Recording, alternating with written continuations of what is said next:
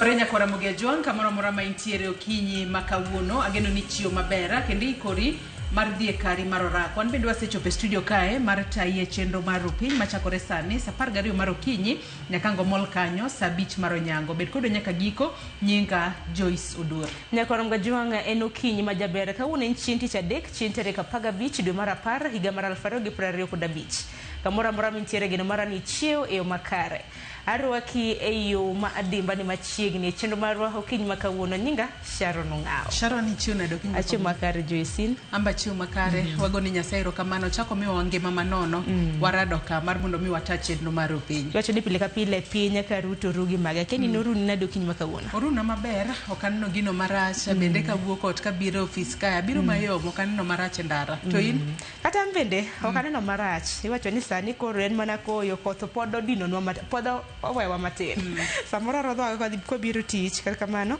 geno maro ni kwaro Ramogi Juang chiwo makare gwenge ma Kisumu aparo ni koth chwe aparo no demo manyoro tie kaka koth na chwe gwenge moko e county mano ma Kisumu kata kamano warwak gi mani machiegni chenro magwa ibro bedo kichako koda weche manyien nyaka Ramogi Juang abo bedo kakilo ni weche manyien kochakore sani nyaka 12:30 kochopo kanyo 12:30 Sharon ni bedo kitayo gazet okinyi makawuono thor weche momi peka no kupogore The Standard okete kanyo ni Duale bullying chief Joyce nyalo paro gima notimore weche manyore committee mochung' weche mag thieth iwacho ni nena akene nene duokore kosoto nwache gi dhok mane Duale koro noket kanyo nyaka Ramogi Juang mar duoko penjo ewi weche motenore kod SHA ikin mamoko nochopo kanyo gi omuluga jotelo mawuok ka SHA ikin mamoko kata kamano nwaneno rakruok e kinde gi jaod bura mano ma Kitutu Chache South Anthony Kibageni mano nyise ni ino kibi intimidators okibi buliwa ora no kondike kanyo ni bullying chief The Standard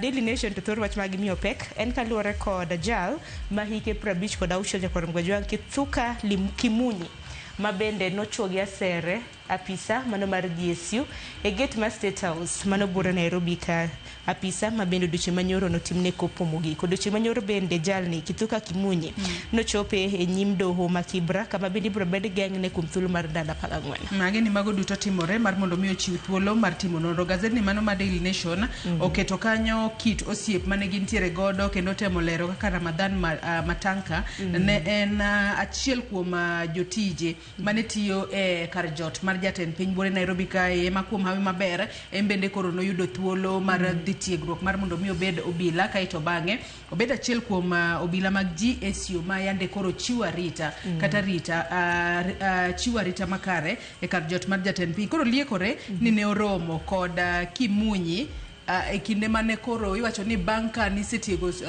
kane janyuol ni tiyo State House kacha to kaka nyathi kisetieko to nitiere chenro moro mano migi mano mar yweyo State House niluongo kanyo ni Green Army mano chako e telo mar Uhuru Kenyatta eka mano rome kod Kithuka Kimunyi kama bange osiep gi no nodhi alanda by the time noduogo State House kaka GSU ne yudo ka Kimunyi contract mare no serumo kata kamano osiep margi podi nobedo machiegni kama bange gima notimore makoro miyo Kimunyi onego Matanka ema podi dane dhoge mar mondo jotim nonro ng'e adiera mano mar wach makamano kata kamano ibro bedo kitimone psychiatric test mar pimo kapo nono ni wieler kata oyo anno ka gazet ma The Standard to ndike ka ni our father has anger problems mano kaluore kod jogo manitiere machiegni kata relatives mag Kithuka Kimunya mane momiyo iwacho ni seche moko winjo bed ni koro itere e od thieth mano mar nono jogo manitiere kod dagne mano mar obongo mago duto angina bedo The Gazette okinyi makawuono bange tidonjo kod twak mokwongo twak maro nyaka Ramogi Juang e chenro mano mar rupiny okinyi makawuono wang'e ni dwe mar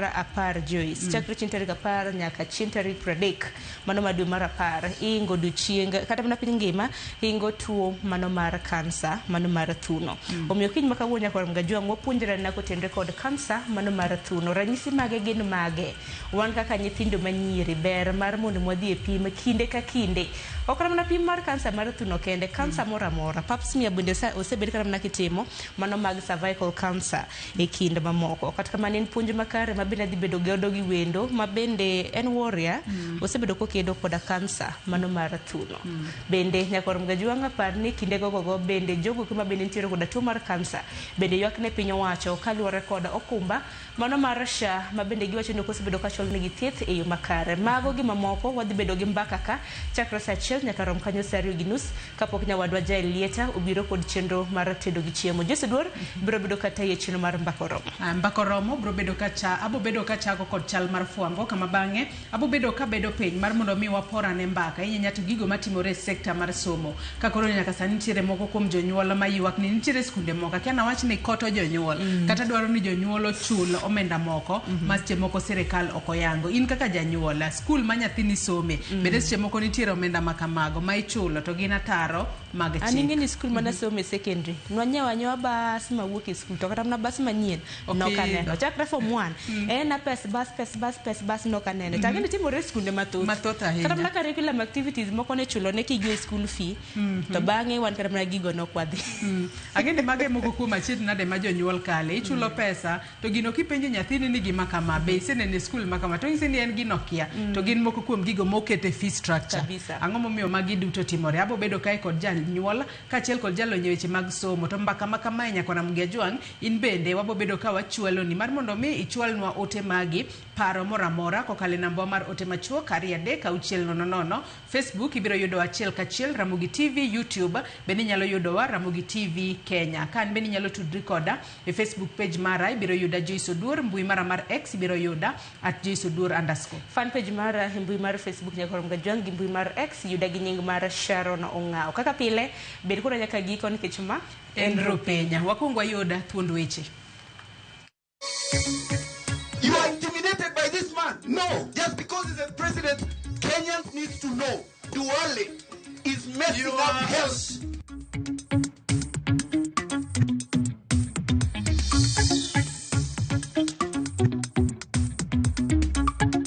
So already that shows that it is not clear what we owe. Uwasu can never be confused. Uwasu knows the figure. Whether we call for these reviews and so on and so forth, figures never lie.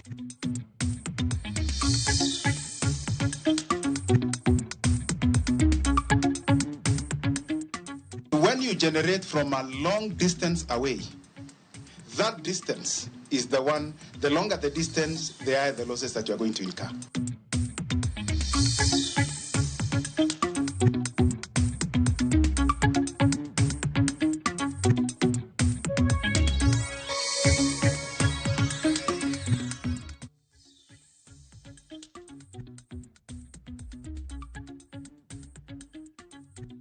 Nyakwara Mugia Jwang machiegni eneno weche manyien okinyi makawuono nyinga Joyce Oduor. Jaod bura ma Kitutu Chache South Anthony Kibagendi koro dwaro mondo jatenda piny William Ruto oriembe tich jatend migao mar thieth Aden Duale kocho ni Duale oseduo migao gi koko kod achaya kane oloso oko mar od bura tok ywaruok mapek muoch e kin komiti mar thieth kod jatend migao mar thieth Aden Duale. Kibagendi oseyo Duale kuom bedo rakoko kendo chayo tije mag jotelo mamoko kolero ni Duale e wuon kembe matayo SHA kod moko kuom ute thieth. Simfros Okinda nigi ler. Romo manonego bedi mar chiwo lipot kaka chenro mag thieth dhi nyime e bwo okumba mar thieth SHA noduogo lokore lwenye kind jood bura kod jatend migao mar thieth Aden Duale. You have been out of order. You are close to order. We will not have hospital. I have no hospital. We are anywhere. Let us charge you the strategy you used to try. I will charge you. You need to answer question. Charge me. I will answer me. You cannot intimidate members. We are not your children. Let me take this. No, we will not allow. Eni waruok amano medo tedore e kinde ma Duale noseyo jaod bura no mowacho ni e wang nikech moko kuom ute thieth mage nolor kuom mibadhi mar SHA. You can charge me. You can charge. I don't own a hospital. You are the people stealing from SHA. You and your friends. Bring your impeachment. Just because we're asking you questions. We'll ask Honorable Kibagendi to actually stop We will not allow you to intimidate with your nonsense. We are close to the hospitals and we will close more. Nen mach mager mano chuoma konya kaja komar committee no James Nyikal mane temo kweyogi.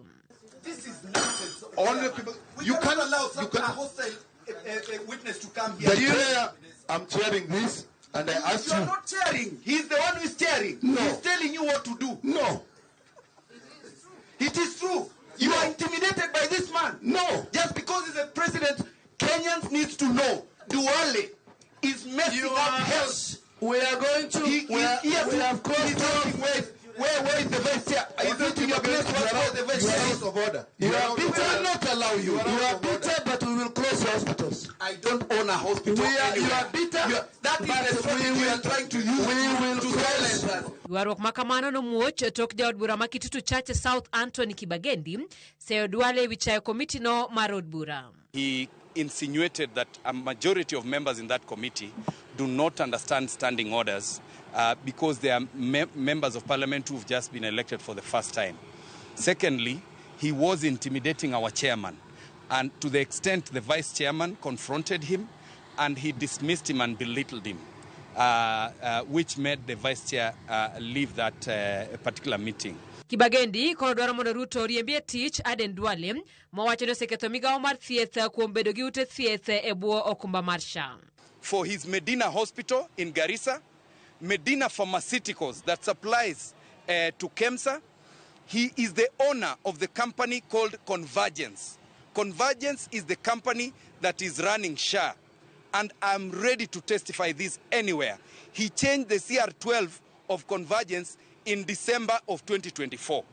So we know that Honorable Duale is involved in the theft of SHA funds. Honorable Duale is involved in frustrating hospitals.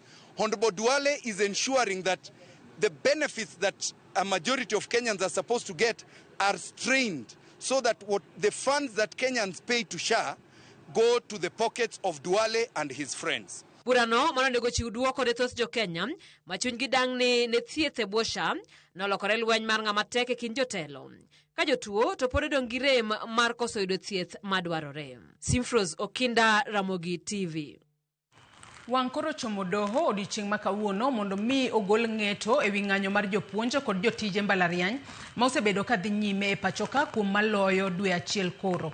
Mabiro bang' winjruok koso bedo e romo mane okelo kweth mar riwruogegi kod migawo mar somo mane obagi e boma ma Machakos. Riwruoge mbalariany ochung'ni gi bandho bilion 7.9 ma migawo mar somo pod kwedo. Judith Omondi gi mathoth. Figure, according to the unions, I emphasize, has now moved from 7.9 billion to 7.7. So already that shows that it is not clear what we owe. Mae kaka jagoro maongirore e migawo mar somo mag kuonde tiegruok mamalo Beatrice Nyang'ala oseyo jopuonj mag mbalariany makoro ng'anyo margi.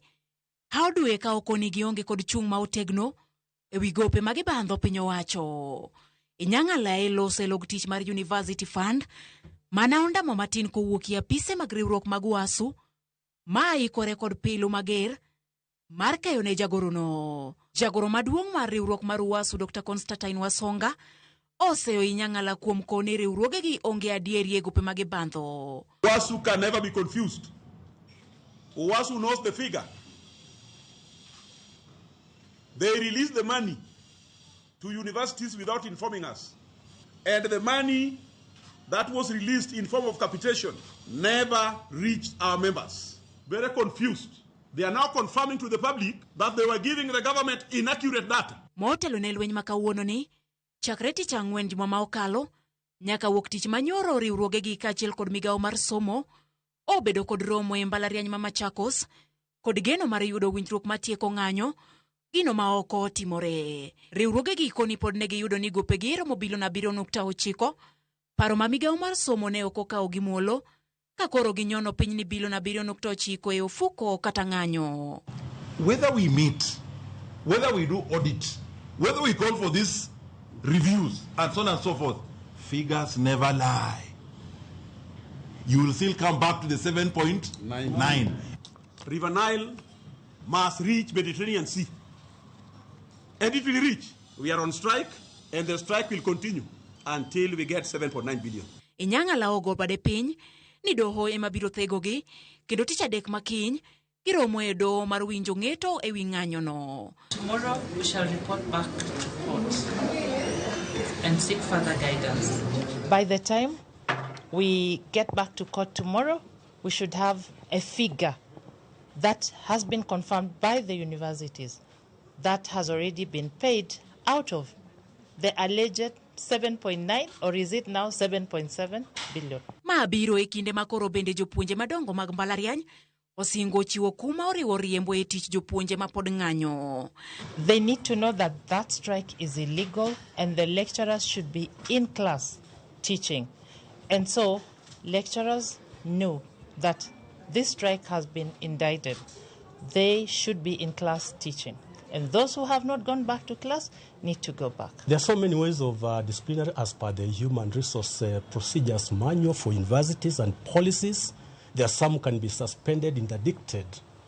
And if they continue, can also be sacked. Ng'anyo ni ne ochakore tarik 17 dwe mar 9 kendo nyalo dhi nyime kuom ndalo ma odhuro poni doho okogolo ng'eto mar winjruok e odiochieng' makiny. Judith Omondi, Ramogi TV.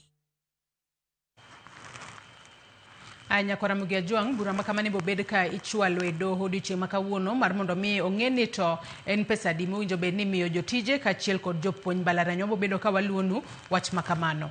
Ka odhi mbele ni jatend piny William Ruto odiochieng' manyoro oriwore kod jolweny e dhialo lonya chia kod chir margi. Koloso e kar dak mar obila ma Moi Eldoret, jatend piny opuoyo jolweny ma pachoka kendo medo ni gin e geno mar piny e kinde kedo kod jomaundu matama. Cynthia Onyango ni kod ler. Kenya Defence Forces, riwruok mar jolweny mag Lomoto, jolweny mag pi kaachiel kod jolweny ma huyo e kor yamo, obedo kod nyasi makende manoyuorie kod jatend piny William Ruto, ma bende en jatend jolweny duto ma pachoka. An exemplary performance. Nyasi ni makende moket thenge kalenda ma pachoka, en odiochieng' mar bago nyasi kendo paro odiochieng' ma piny Kenya nochako chenro mar kelo kwe piny Somalia, kaachiel kod dialo jolweny ma pachoka, makinde duto bedo para manyime kedo kod jogo mamonjo kata chano monjo piny Kenya. E kinde ni, jatend piny William Ruto ochiwo poch kod pak ne makende ne jolweny duto ma pachoka. I call upon every Kenyan to stand firmly behind the Kenya Defence Forces. Let us accord them the respect, cooperation and gratitude they so richly deserve. As we celebrate this year's KDF Day, let us remember that at the center of our national defense stands the soldier, courageous, resilient, and devoted. Jatend piny osingo mar medo bero chal mar thieth kaachiel kod kuonde dak mag jolweny. In military facilities, accelerated housing projects across services, bases, and barracks, and enhanced family support programs. When a soldier has the comfort of knowing that family is safe and supported, they serve with sharper focus, greater courage, and unshakable resolve. Olero ni sirikal gi sani dhi nyime kod keto mwandu e tiegruok mar jolweny moting'o nyaka mago mag lony manyasani mabiro konyo e kedo kod jogo magito monjo piny Kenya. Government and citizens is to ensure that every soldier is trained, equipped, supported, and honored. Ranyisi ni nyasi makawuono oyuorie kod jodito kod jotend lweny moting'o nyaka jatend migawo mar lweny Soipan Tuya, Gavana ma Uasin Gishu Jonathan B, jatend jolweny General Charles Kahariri, kaachiel kod jotend jolweny mamoko mosedhi e yueyo moting'o General Daudi Tonje, kaachiel kod General Jeremiah Kianga. Africa and gaining international. Cynthia Onyango, Ramogi TV. Jatend duond bura mar PLP Martha Karua oseyo jotend pinje adek ma Afrika ma Ugwe kuom nyayo timbe mag ndhicho kod sando oganda kar mondo gichiw arita mowinjore ne jopiny. Nowuoyo e kinde mane gichiwo ote e wi ndhicho mar Bob Njagi gi Nicholas Oyoo bang' doho ma Uganda miyo piny owacho margi ndalo 7 mar chwalo ji ariyogo e doho. Lydia Okeyo nigi ler. Ndhicho mar jo Kenya ariyo, Bob Njagi kod Nicholas Oyoo, medo nyuolo paro mopogore opogore kinde mapok ong'ere kama jokend uganda go nitiere. Jatend duond bura mar PLP Martha Karua oseo jatend piny Kenya William Ruto kuom ling ewi ndhicho mar jogo ka bende oseo kit agoko mowacho ni jotend pinje Afrika ma ugwe tiyogo kuom jopiny ka gindhiyo gi tok chik. No known formal communication has gone to Uganda from the government. No protest note, no inquiry note, because they should be saying publicly, because we need to know. How is one William Ruto, the head of the Jumuiya, yet he allows his citizens to be mistreated by other heads of state? And I want to tell the three heads of state of Kenya, Uganda, Tanzania, the Jumuiya was not about you protecting yourselves from criticism by your citizens. The Jumuiya is about the citizens of East Africa engaging one another, trading with one another, delivering services to one another, so that they may prosper. Now, instead of prosperity, it's doom, gloom, death, abduction, and torture. Mabiro bang' doho ma Uganda chiwo ndalo 7 ne piny owacho margi mar chwalo Oyoo kod Njagi e doho. Bang' kane ondhegi ndalo 14 mokalo, ka jokend rach Uganda koro oluongo ng'anyo chieng' tich ang'wen jumani mar sundo piny Uganda mondo wach kama gintiere.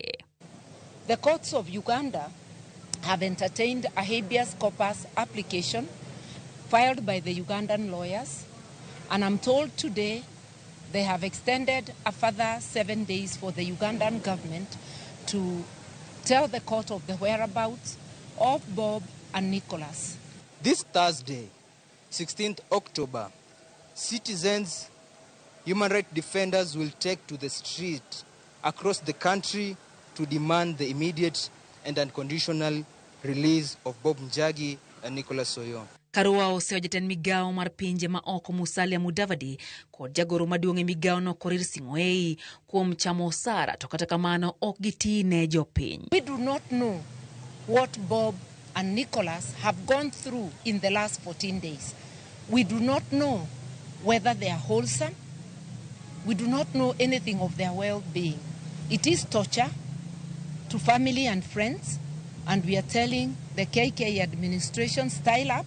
Karua goero kamano ne ute fwambo kuom keto ganda ler ewi ndhicho ma osebedo kadhi mbelego. Hakoro wacho ni ponono ne piny owacho medo ling ewi wachno to gibiro kawo okang' mar chwalo duondgi kaka ginie maging'eyo. Lydia Okeyo, Ramogi TV, Nairobi. Ogai mar duond bura mar DCP Rigathi Gachagua okwedo weche mitudego ni pok onyiso luor ne gavana ma Kirinyaga Anne Waiguru kod jotelo mamoko mawuok Mount Kenya. Rigathi mane otimo limbe Kirinyaga okoni Waiguru kod jod bura masiro chenro mag sirikand William Ruto gin andhoke kendo nyaka kwedgi gi jopiny. Walter Nyambaga nigi mathoth. Mana seche manok mang'anyo makwedo Rigathi Gachagua ewi puso weche moko manyiso koso luor ne gavana ma Kirinyaga Anne Waiguru kod jotelo mawuok Mount Kenya. Ogai mar DCP Rigathi Gachagua otiaore bomba ma Kirinyaga kendo kumbo karwadh pur moturo jok kokone gavana Anne Waiguru kod Lange ni nyaka med mana yudo kwet mar oganda kuom siro piny owacho. Mimi nashindwa, naona gavana anapanga ati wamama 10 wapige kelele. Mimi nauliza, wewe gavana, kama unapanga maandamano, siku Ruto aliua watoto ya Gen Z, mbona hukupanga maandamano? Rigathi mane loso motegno okone jo od bura kanyakla kod gavana Anne Waiguru mariwo sirikand Ruto lwedo nigi nandhoke maduodo chung' mar oganda ma masawa mar Kenya. Wewe ni msaliti, si msaliti? Na mimi nasema wewe ukuwe mwanaume, uwe mama, wewe kama ni msaliti, msaliti ni msaliti. Wewe governor and MPs ya Kirinyaga, nyinyi ndio adui kubwa ya watu ya Mwea na watu ya Kirinyaga. You are the enemies of the people of Kirinyaga and our people. Na niseme ya kwamba ni aibu, hakuna mtu asiyofaa na asiyofaa kafaa. Na ile kudhalilishwa tulionyeshwa jana na gavana Waiguru alitufanya aibu kubwa sana. Tendun bura mar DCP bende oturo sike kod jatend piny William Ruto mukoni omo michele pinje mag Pakistan kata doko ni michele chalo lo Mwea e kaunti ma Kirinyaga. Rigathi okoni mano en sando jopur Magochele Mamwea. Nimeona gavana wenu ameita wamama jana, anasema asifirigiji asikuja Kirinyaga. Hapa ni wapi? Hapa ni wapi? Hapa ni Kirinyaga. Sasa katika siasa ya Kenya, hapa Mwea na Kirinyaga kisiasa, hii ni bedroom ya nani? Hii ni bedroom ya nani? Mtu anaweza sema mtu asiende kwa bedroom yake. Sasa wale wanasema ati mimi sitafika Kirinyaga, hapa ni wapi? Mimi nauliza, wewe kama unataka kupimana nguvu na Rigiji, kuja kwa hii mkutano. Wewe William Ruto, wewe kama tulikufanya rais wa Jamhuri ya Kenya, tutakufanya raia wa Jamhuri ya Kenya. Ndio karati huo. Wewe William Ruto, wacha kushinda hapa ukijisumbua, ukilialia, ukizunguka, kwa sababu iko watu kidogo tumepatia pesa hapa wakosea kina mama wetu heshima. Ati mimi jana niliona mtu anaitwa gavana mzima anaambia kina mama ndio niwapatie pesa shilingi 500, lazima mlale kwa barabara na mjigaragalie. Wewe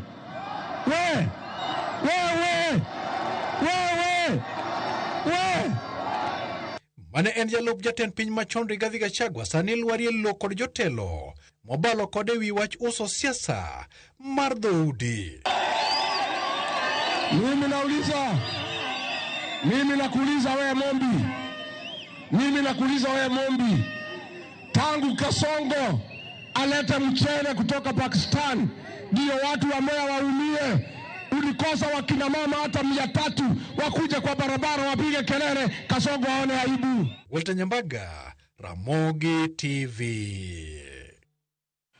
Badmiga umuchungne keyo teko sitima Kenya Power oyango ni gilalo bilion 5 higa ka higa kaluwore gi kethruok mar stima.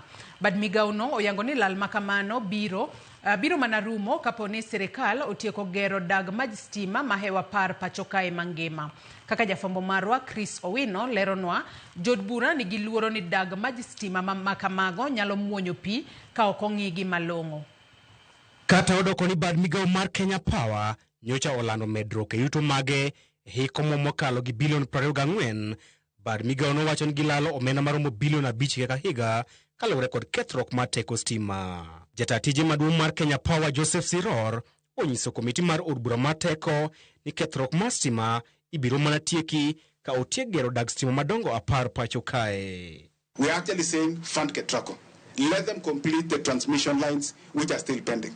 Because for as long as they are still there, we are going to be moving power using medium level voltages. And the moment you do that, there are a lot of losses that go with that. Moko kuom dag stima ma osedigni gin Lesos, dag ma stima ma Siror wacho ni ka otiek gero to dhi tieko lal mar stima ma kinde ka kinde e gwenge makaluo. There is the issue of Lesos substation. That was again a subject of some litigation, but there was a line to be done. There is the completion of the substations within Lesos, which will allow again movement of power from Olkaria to Lesos at 400 level. Right now, it bypasses that substation and it goes straight to Kibos. That is in next to Kisumu. Now, if we were to have completed Lesos substation, then you would be able to move power from Olkaria to Lesos at 400. You will have reduced again by almost a quarter the losses that we currently incur in moving power from Olkaria to Dagmach mamoko gin Mariakani, Rumuruti Nanyuki, kod Narok Bomet. Jo od bura kata kamano oketo migawo mar teko e tago maliet kuom digni e chenro mar tieko gero dag stima makamago. I think today, even we as honorable members of this committee, we are learning that there are so many projects which are almost becoming white elephants, right? And contributing to the losses of the people of Kenya, paying more on electricity bill. People all the way in Pokosai, for example, which is my constituency, and many constituencies are paying for these losses. Mariakani, Nanyuki should have been done. And if all these are completed, it will reduce the weight, it will reduce the burden of the people of Kenya, even maybe by 2% or 3%. Eko machielo, Kenya Power okwa jodak ma Homa Bay mondo dar e alwora mar dag stima ma Homa Bay gedo mare oserumo mondo dak makamano ochak tich. If that intervention diversion can really be provided for that part of the line, for the houses to be cleared, then we can energize that line. And by energizing it, we will provide a very big relief to the people in that part of the country. That is Homa Bay, Kisii, and all going towards all the way to Isebania. Dag mach makamano igeno ni dhimiyo jadak ma Homa Bay kwan mamalo matek stima ka ochako tich. Chris Owino, Ramogi TV. Nyakwara Mugejo gi report mar Chris Owino ema chopo gode giko mar weche manyien okinyi makawuono. Kata kamano chenro magwa podi igilach wakaw mana yuyo madundo gi sani. Nyawadwa Sharon Ong'ao bro bedo katayo nonro mar gazet kikidhi mabor.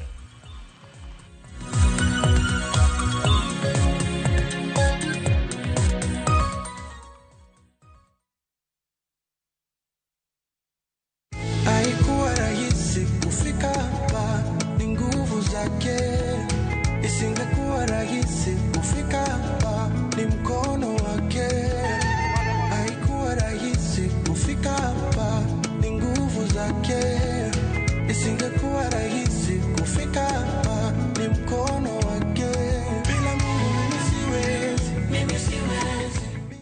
Hello viewers all over the world, this is Obi Alpha, a gospel artist from East Africa, Tanzania. Kupata wimbo huu kama sikiza tuni yako, dial *811 *343#. Kumbuka, Sikiza na Citizen ni nyumbani kwa wasanii wote. You're blessed and have a blessed time.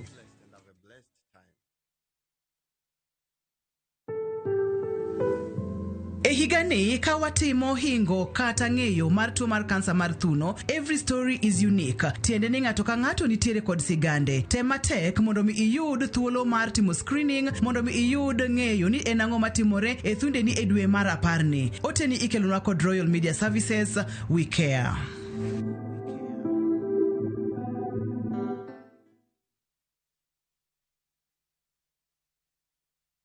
Chakre dona mlulwe, nyaka enderni mag boma maduong'. Pesa ka pesa nigi sigande. Kae en kardak mar joloko hala. Growth wa mostly bedo attributed to consistency and hard work. Kokalo kuom jo ohala manyiso rieko margi e ohala mopogore opogore. Ka gima nyaka kuongo ing'i en location kamidwa kete dukano. Wapuonji timo ohala okang' kokang', kaka ilose, kaka ipidhe modongi, nyaka kaka irite mondo odagi. Siri mar business wane gimomiyo osebudho kabisa eni itiye gadier. Kae kama timo gik moko gi kinda, romo gi rieko kod lek mabedo adiera. Watemo choko artifacts mag luo to watiyo kod gas decoration e ot ka. Ohala gi mwandu gi Cleophas Oluoch, tich ang'wen saa 1:45 otieno. Kik bai. Na to kori winjo kika winj kucha koluonga ni mbabas nikech koro uneno kan gi pesa moro matin. View sasa ndio nyumbani kwa the best local dramas. Nataka ripoti ya Hans pamoja na mkewe. Comedy za kuvunja mbavu. Telenovela bora zaidi kwa lugha yako. Anaere aina Prita. Tokendo kimora more wi mora. Na sasa una nafasi ya kushinda zawadi nono ndani ya promotion kubwa ya Jipange na View sasa. Shinda 50,000 kila siku, $500,000 kila wiki na grand prize ya 2 million shillings. Wow. Ingia kwa View sasa hivi kwa kupitia paybill 724177 au tembelea viewsasa.com. Weka nambari yako ya simu kama akaunti yako, kisha weka 50 bob tu na upate content na point na uende kwa mshindi. Ingia mara nyingi uwezavyo. Kila ukiingia kwa View sasa unaongeza nafasi yako ya kushinda. Imeidhinishwa na BCLB number.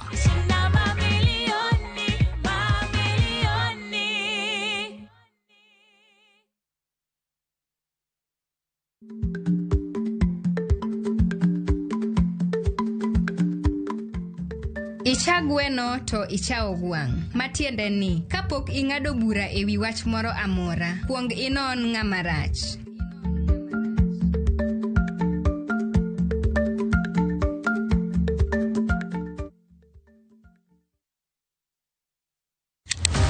Tich ang'wen ka tich ang'wen, wafwenyo teko mar pok mari. Ochalo like gima nasomo.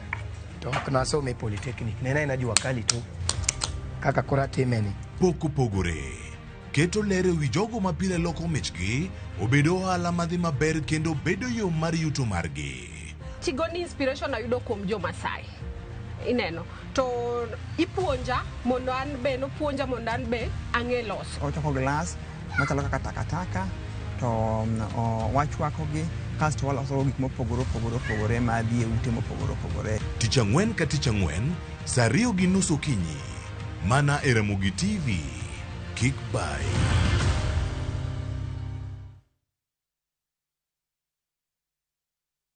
Tired of late rides and shady charges? Itisha Wigo. Now Wigo, you get more than just a ride. Unapata on-time pickups, gari safi na fresh every time. Ride V-Smart, ride V-Safe, now Wigo. Download the app now, ama SMS Wigo to 2045. Wigo, your trusted ride.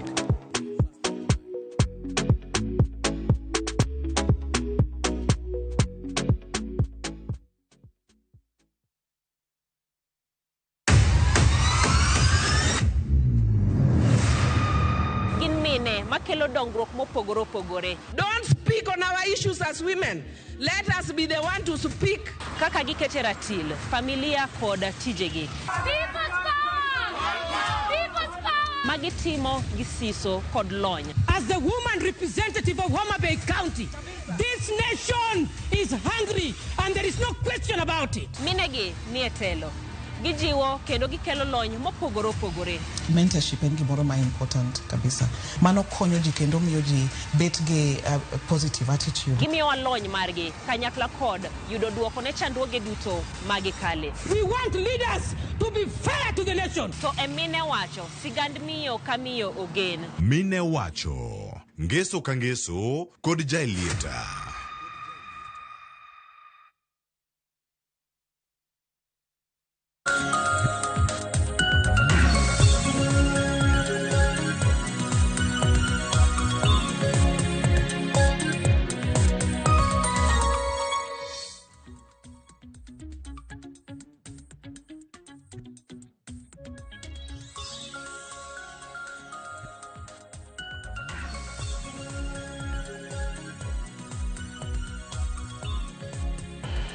Nyakorongo jong dakika en 37 tok saa 12 mar okinyi machiegni nonro mar gazeti Matai nyinga Sharon Ong'ao. Kaka pile waneno gazeti ariyo The Standard kanyakla kod Daily Nation kang'iyo thor weche momi pek opogore.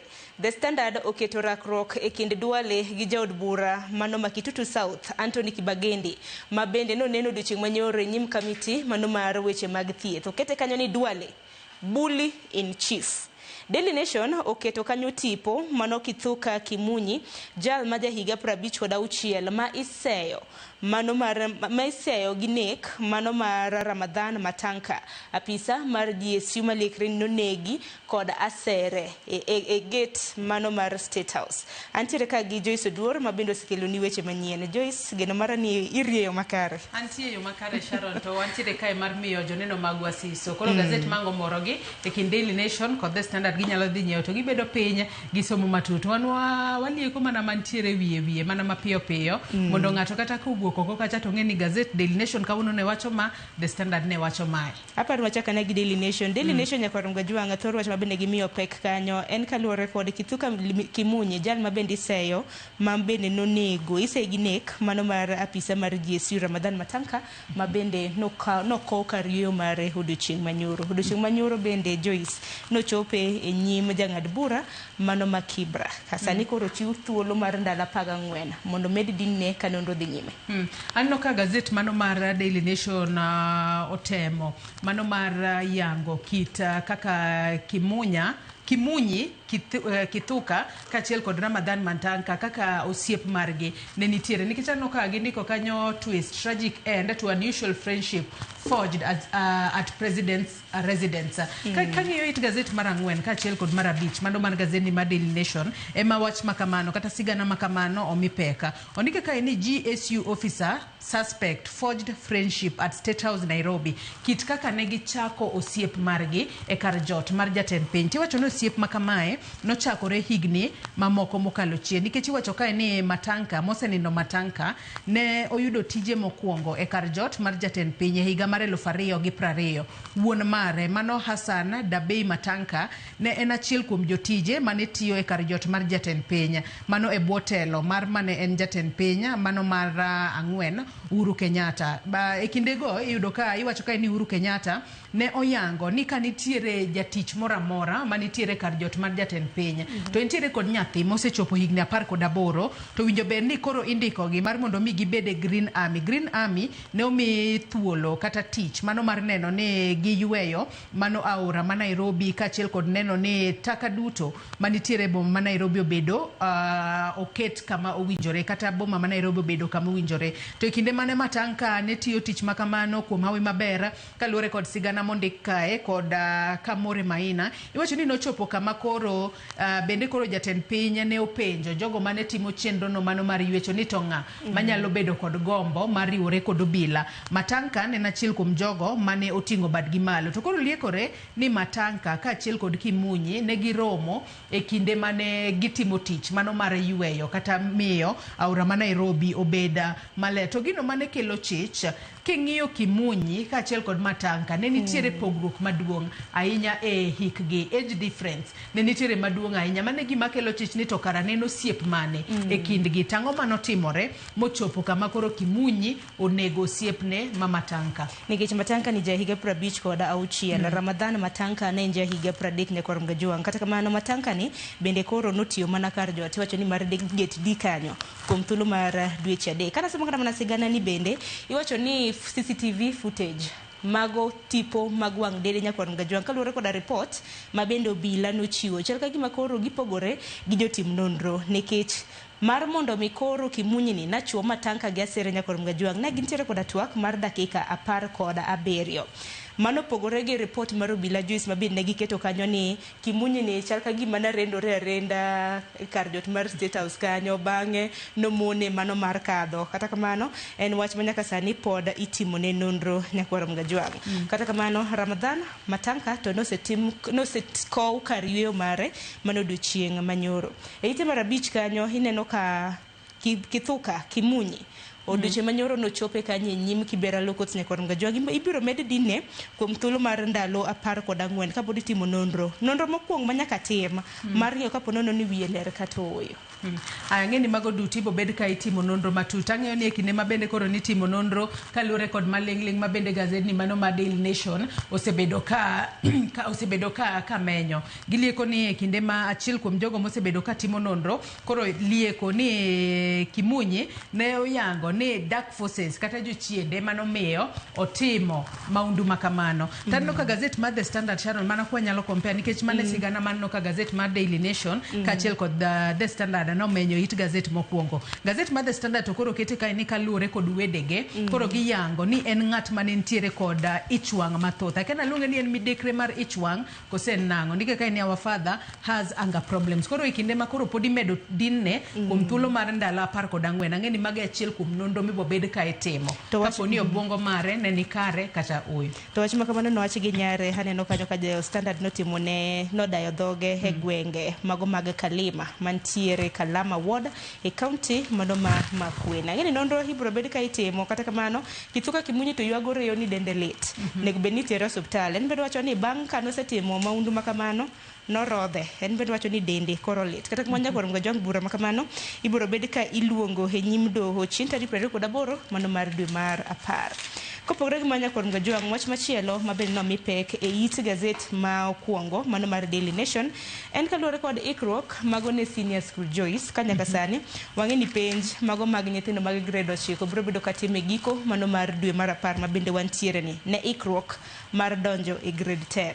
To ka ng'iyo pathways iwacho ni STEM ema most candidates no yiero kanyo. Iwacho ni jopuonjre 569 no yiero STEM nyakor Mgajuang oriwo science, technology, engineering and mathematics. Ekin mamoko Joyce minyalo lero. To kata obedo ni nitiere kwan jopuonjre mathoth ma oyiero kit somo mano mar STEM, iwacho ni mano podi en e bwo target nikech iwacho kanyo ni ne gigeto kata migawo mar somo ne geto mar mondo mi enrollment obed ata malo 65 kata 65% mag jopuonjre mago maderoma 1,127,000 madhi timo penj mano mar grade 9 ni geno ni ata malo 65 kuomgi biro bedo ka yiero kit somo mar STEM. Kata kamano no kanyo ka social sciences sani koro jopuonjre madirom 437 oyiero gi ka jopuonjre mago moyiero arts and sports gin 1,121. Mago duto miwacho ni pod gin below target nikech iwacho ni mago manowinjo bed ni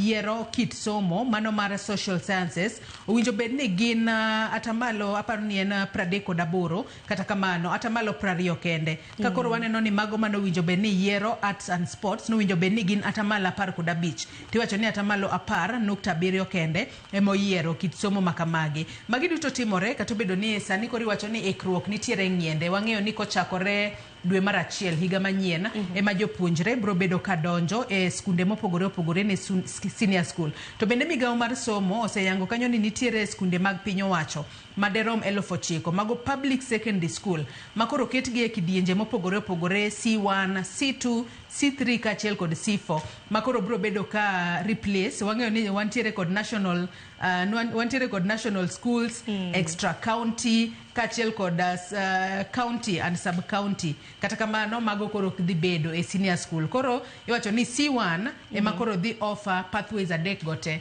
Kaeto kochakore C2 nyaka C4 koro nyalo yiero kata nyalo offer obed STEM, obed social sciences kata arts and sports. To ma bende lot mokwongo nyakwar Mgojwangi buolai mano mar somo mar CBE ma bende koro bro bedo kariwore kod senior schools. Kopogore gi mano Joyce bende piny kanyo ng'anyo mago mag jopuonje mago mag mbalariany. Aparo ni odiochieng' manyoro nyakwar Mgojwangi weche manyien.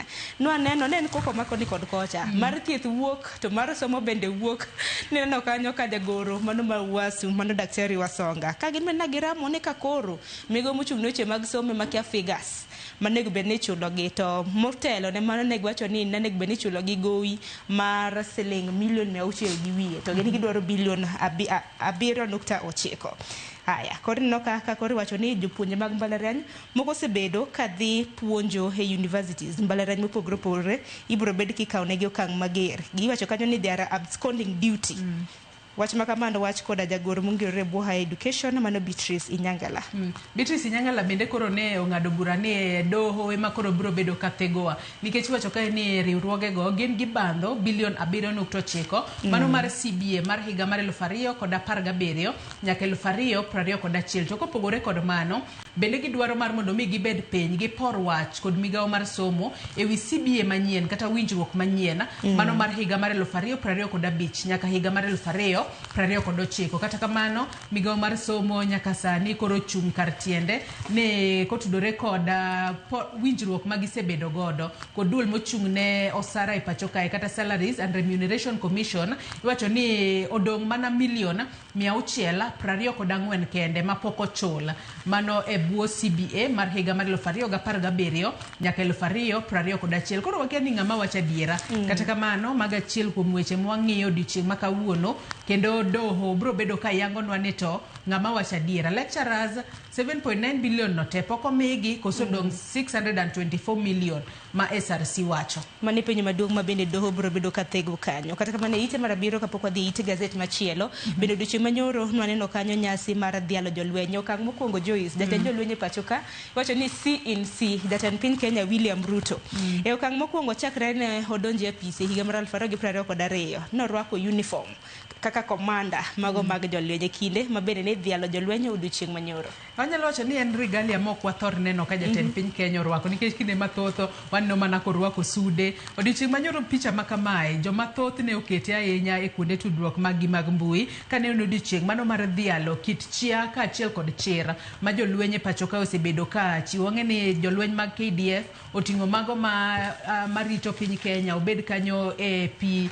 mago marito piny Kenya mago Kenya Navy, Kenya Army kaachiel kod Kenya Defence Forces mago marito Kenya e lomotuo. Kata kamano odiochieng' manyoro nwaneno ka jatend piny Kenya William Ruto ochiwo singo mopogore opogore ne jolweny mano moriwo kanyo ting'o malo rang'iny mag gige lweny magitiyo godo e pacho kae mondo giti kod gige lony gigo manitiere kod lony manyasani. Kopogore kod mano nitiere wechego mago mag neno kaka olosnegi kuonde gi magidake mar mondo mi kinde makoro gintiere ng'ala manyime mar rito piny Kenya ko mondo kik jo maundu monjwa kae to gin bende gine ni gidake yo makare to chenro makamano bende notene kod jotelo mopogore opogore mano moriwo jatend jolweny Charles Kariri kaachiel kod jatend migao mar lwenye pacho kae Soipan Tuya kod jotelo mamoko. Kini Nyakorongo jong mabendi dhialo jolwenye par ni kidwaro bedo jalwenye pacho ka chenro mano mar ndikruok kata mana mar bedo jalwenye exercise dhi nyime e counties mopogore opogore idhi kanyo kapono ne dwaro bedo jalwenye mar mondo mine kapono ni bro bedo kikawi kepo bro bedo karumo chien tarik 25 mano madwe mar 10 ite mar 6 wach maber no wachore odiochieng' manyora landa e mbui mapacho ka Nyakorongo jwang rakruok mabende no bedo e nyim committee mano mar thieth pacho ka committee mabende itelo ne kanyo koda jaod bura maseme Dr. James Nikala nen rakruok e kinda jatend migao mochung' ne weche mag thieth Nyakorongo jwang mano Duale kanyakla kod jaod bura mano ma Kitutu Chache South Anthony Kibagendi.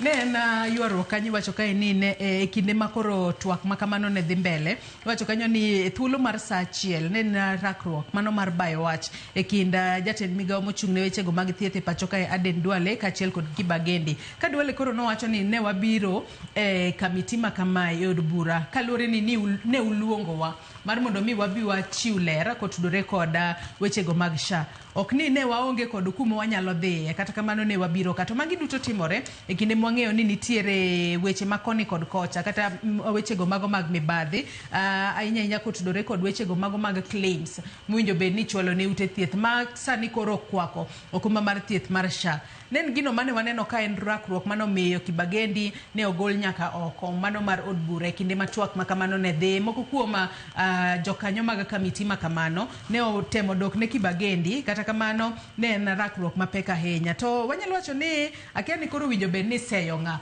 kuom gik makama nikech jopiny to dwa ng'eyo ni SHA osebedo katie yo machalo nade mibadhi makamagi winjo bed ni dino rode mag mibadhi e yo machalo nade bang' ka nosethiche oko mar kamiti makamano nwanno ka Kibagendi ywaka wacho ni Duale bende nego bed ni golo nikech ok nodwokre en kende kata kamano jo kamiti mago mag thieth e od bura mar National Assembly ne gidong' mana ji adek nikech mane rakruok makamano nwanno ka jaod bura mano Nandi Nyakorongo jwang mong'ere kaka Cynthia Muge en bende nochung' kar tiende nikech en bende nowacho ni Duale en buli nikech ok binyise ni Duale nacho ni en osebedo od bura kuom thuolo malach ramna kodok Garissa township pod ibiro mana yiere kendo no wacho ni bad migao mar sirikal mar doho kata judiciary kende emoko nyal tiye kaluore ni okeno kila to beda executive kata legislative mano nyalo tiyo te onyalo bedo jatend migao to nyalo doko bedo kata jaod bura dibende momeni standard okete kanyo ni Duale bully in chief Nyakorongo jwang king'ethoro wach mar the standard ikete kanyo ni bully in chief to kata kamano e kinde mabende ni dhi dadhogi ing'eni jaod bura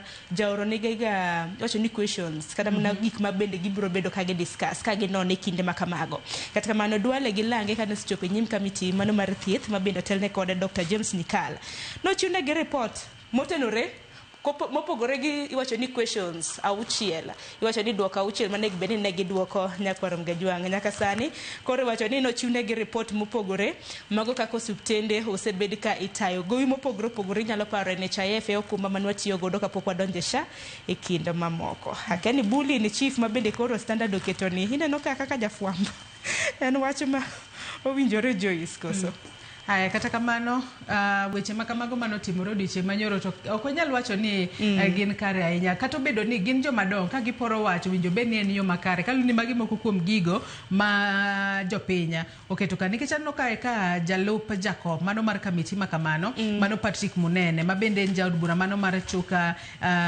Igamba Ng'ombe nyaka sani en bende nokoro ne okwayo CS mano Duale mar mondo mi ong'iane kaka onyalo bedo koda wach kanyo ni owuone kod duol moro mabolore mano miluongo kanyo kod dongere ni adopt a conciliatory tone e kinde makoro owuoyo kod jokenya kata owacho gigo ma jokenya de gomb ng'eyo ahinya to kotudore kod okumba mar thieth mar SHA nikech nyaka sani iwacho kae ni moko kuom gigo ma SHA onge kod ler ahinya nyako tudore kod payments kata chudo magichiwo kaachiel kod high claims kata claims moko masche moko gineno ni nitiere malo masche moko ok gichul kaachiel kod system makamano system mar SHA bende liekore ni kinde ka kinde okoti gino makoro hinyo jopiny ahinya. Maga chiedh nyade motenre kod sekta mano mar thieth. Ite maraboro haparo ni mae dwe mabende doho maduong' ma pacho ka nong'ado ni maiti onge kod gowi. Ng'ato ka ithiedho to tho Nyakorom Gajwanga onge kar mi suptal dinne ringre mare. Koro nitiere jal moro mabende wacho ni en jariemb boda boda mabende koro nodhi e doho odhi donjo ne suptal mar Westlands General and Specialist Hospital kuom dino ne ringre mano mar min ode. Nyinge Geoffrey Imende Otiende mawacho ni min ode kata mana jaode Doreen Nababuna odine suptal makamano chakre chieng' tarik 29 dwe mar 9 kaluwore koda gowi mano mar siling milion 2.6 mabende nokunore e kinde manoyudo thieth. Kanya kasane kaluwore koda jagono moyang' nyinge kaka Geoffrey Mendi. Geoffrey Mendi nyaka sani koro wacho ni okodagi ni nitiere gowi mowinjo bed ni omiyo suptal makama kata nitiere pesa mowinjo bed ni omiyo suptal makamano. Kata kamano wacho ni omenda duto mane entiere godo osetiyo godo ma onge moramora ma entiere godo. Wacho ka ni kata savings mage kaachiel kod pesa mosebedo kokwayo kata familia kaachiel kod osiepe mosebedo kakonye duto notiyo godo e temo reso ngima min ode kata jaode kinde mane min ode nitiere ngima. To wacho ni nyaka sani kata nyaka gikone min ode kuom hawi marach nowito ngimane. Omedo kanyo ni e kinde thieth ne obedo kod nyalo mano mar chulo omenda madirom 1,000. Kata kamano bende koro ne mano mar chulo kendo omenda madirom 1,650 mabende koro osebedo chulo suptal makamano. Kata kamano kisewacho doto noseng'ado ni maiti gowi omiya ringre odhiyo iki to bang'e od thieth bed piny okorwach gi ni to koro gowi bang' tiere godo chula yo machade maiti odera teka mare ni gini lokruok nyalo bedo hine mag pacho ka gwen no mar bedo jachun ni mag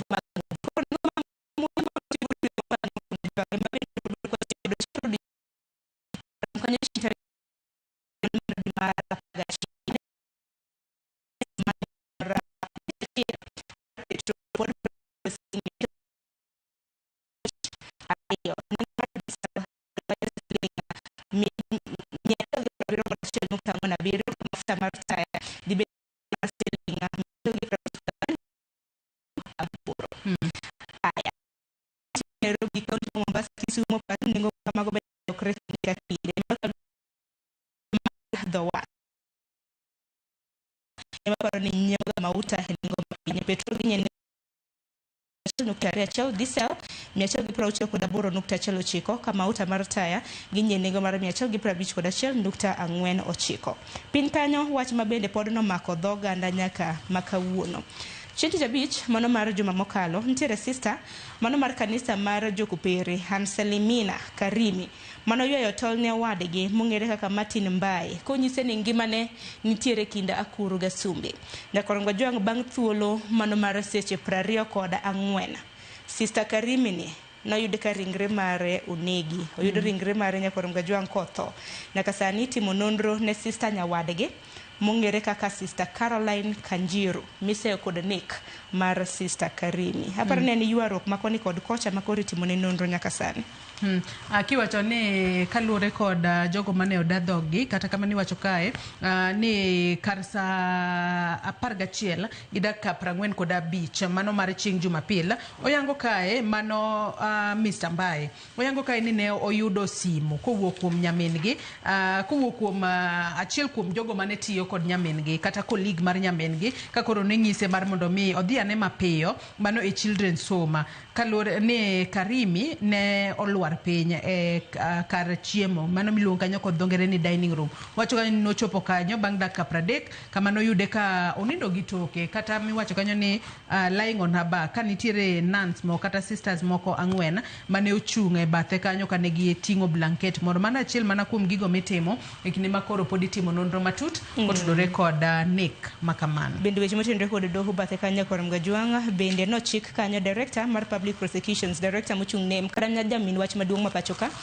kanyakla kod ogai mar obila mar mondo mi ochope nyim doho odiochieng' ma kawuono mar lero kama Mwenda Mbijiwe nitiere, jal manolonyo weche mag arita mabende nyeolala apoya nono mano higni 4 mosekadho, mano e higa mar 2021. E ite mar 12 Nyakoromga Jwang weche motenre kod ndikruok mago mag joluto ombulu manyien. Chenro manochako chieng' tarik 29 dwe mar 9 mano mar higani. IEBC nitiere kod ageta mar ndiko joluto ombulu manyien milion 6.3. Sani Joyce neno ka chenro manyien magibiro godo iwacho ni lony manyasani ging'iyo nonro mano mar tong wang' iris, wacho ni iris recognition e kinde mabende koro itimo ndikruok manyien. Kanya kasani kang'iyo gino magazet ma Daily Nation ondiko at a glance kanyo, ondiko kanyo ni voter registration ahead of 2027 mano motelo ne yiero mar higa mar 2027. Wacho kanyo ni new tech mano iris capture technology masani koro en achiel kuom lony manyasani mibo bed ka itiyo godo. Mana kwasewacho IEBC geto ndiko ji milion 6.3 mowinjo bed ne indiko. Kata kamano wacho ne ma kochopo kanyo higa mar 2027 winjo bed ni gichopo milion 28.5. Kanya kasani IEBC geto tiyo kod omenda mano maderom bilion 7 mano ma iwacho kanyo ni IEBC technology upgrade makoro gigeto ting'o godo malo lony manyasani magibo bedo ka gitiyo godo. Kata kamano iwacho ni kopogore kod tiyo kod iris capture ma oken gino mochuno kata ok ochuno mar mondo mi oti godo, nitiere wechego mamoko mago mag fingerprints mapodi nyalo tiyo godo. Idhi kacha tikao nonro mago mag lith lweti, wechego mag data protection. IEBC sani koro osesingo ni gibro bedo ka ging'eyo kata girito mano nonro mag ng'ato ahinya nyako tudore kata ka giluwo chike mago mag Data Protection Act mano mar higa mar 2019. Ka bende nyaka sani jo Kenya osebedo ka chwalo ng'or makoni kod kocha kata penjo makoni kod kocha ahinya kotudore kod wechego mago mag rito nonro maggi. To pani chenro baka Nyakoromga Jwang itime kar chungo bura 278 kanyakla kod Huduma Centers 57 mantiere pacho kata. Joyce, wach mar ng'ong'o wang' ni oparo na mana wach nan Bitcoin kaso cryptocurrency inyalo pare kinde mane oganda hinya rowere ma pacho kana dhi mar mondo mi ong'ong wange mar mondo mi kaw nonro margi, wach ma bende piny Kenya nokumo e okang' mager. Aken mang'ien na machinglo ni mapiyo piyo en mana ni machinglo ni to ken wach matimore pacho ka, to kata kamano gin weche matimore pinje mago mag Afrika. Piny Cameroon Nyakoromga Jwang wang'eni ne gidhi yiero jatend piny margi mano chieng' tarik 12 mar dwe ma bende wantiere ni. To gima namako dhoga, jatend piny Cameroon mong'ere kaka Paul Biya Nyakoromga Jwang nodhi kende ng'wech mar mondo michak yiere kendo nyadi boro. To Paul Biya ni hike oniang' jahiga 92. Kata kamano naneno lendo Joyce ni nokoyombo kom makamano. Jal mano yombo iluongo ni Issa Chiroma mabende nantiere kweth mapingo piny mano mar Cameroon. Dibende monde kane Paul Biya ensures Biya wins. Kora nena Biya. Nikech kineno kata picha sura moket kanyano mana ka en mana sura mar ng'ata chiel. Nyakoromga Jwang nyalo pongo gi wiye ni machinglo makamano manisha ng'o. Nikech ineno ka notemo matek ahinya mar mondo mi oyombi.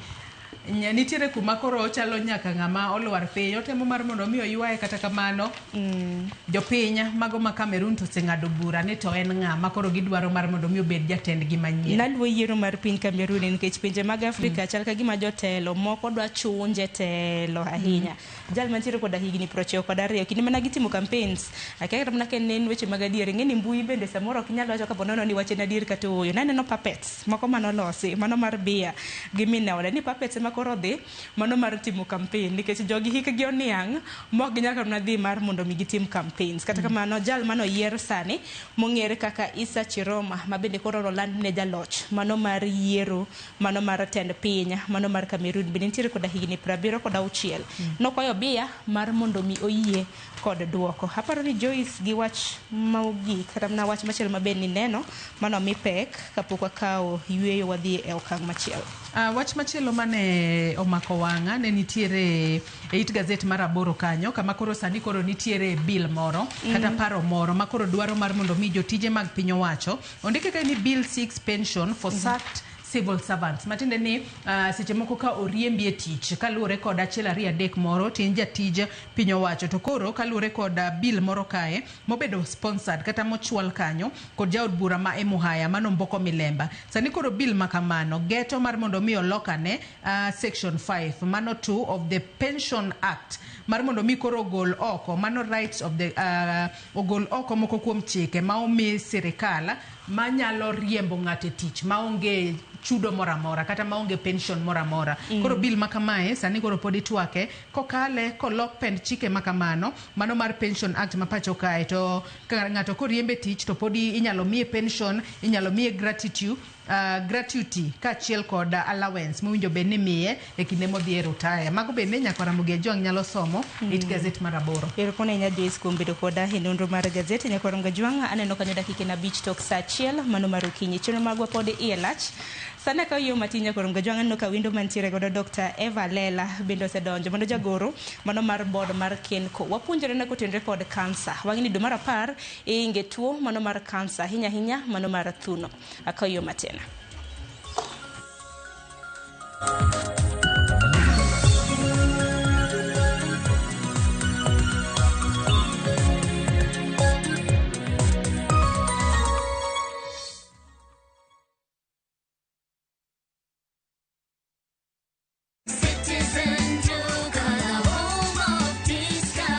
No queues, no heavy bags, no stress. Just shop on citizenduka.com and get everything delivered at your door. We deliver across Nairobi, Kiambu, Thika Road, and beyond. Shop now on www.citizenduka.com or on the View Sasa app.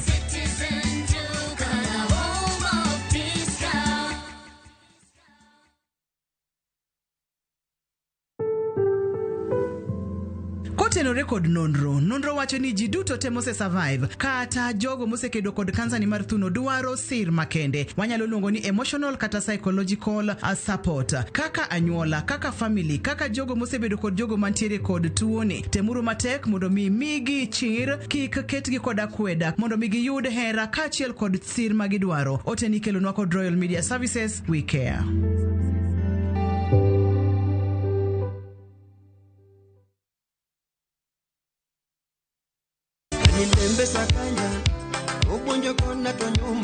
Chakre sulwe mapod nyien nyaka duond jower mang'ula. Winyo sungore mamo wang winyo sungore. Wan gi thumbe manyien mowuok e dho nam nyaka e piny mangima.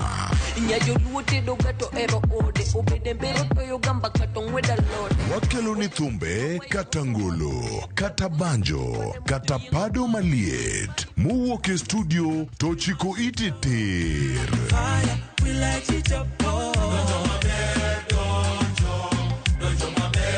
Mami thuolo mar winjo duol kod wach mopogore opogore.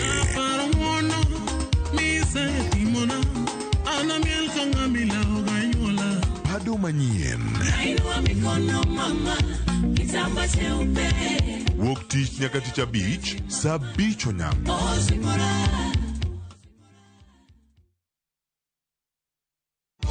Seche mokagongo na terie ndala imos babana Batimaya kalionge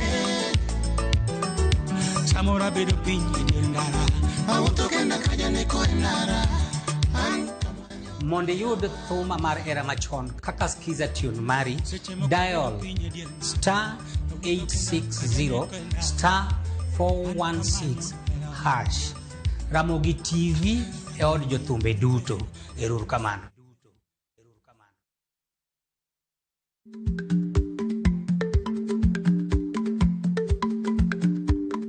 Osieko ni ng'eny nyar kawuono, matiende ni nitie ng'ato makata kama ne ok ogwele to osieko asieka, kendo kata ka oyudo ka ji chiemo to ok openji, odonjo adonja mana ka jakanyono.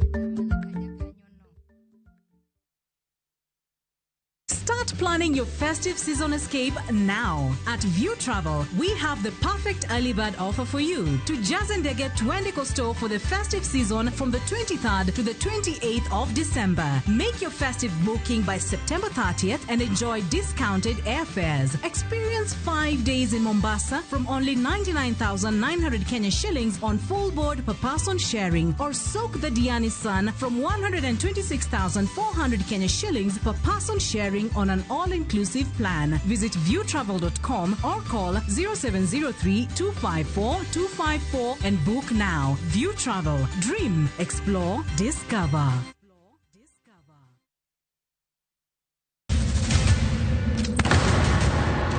Duto teka unusi gi wachno.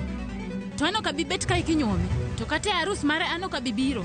Ere kaka ini nyalo timre gosipna malich kamae. Kosiparo ni nen mana kende ka. An ka mora chiel kode. To joma ni kate bende ni kode. En chunji adek. Osiep. Hera.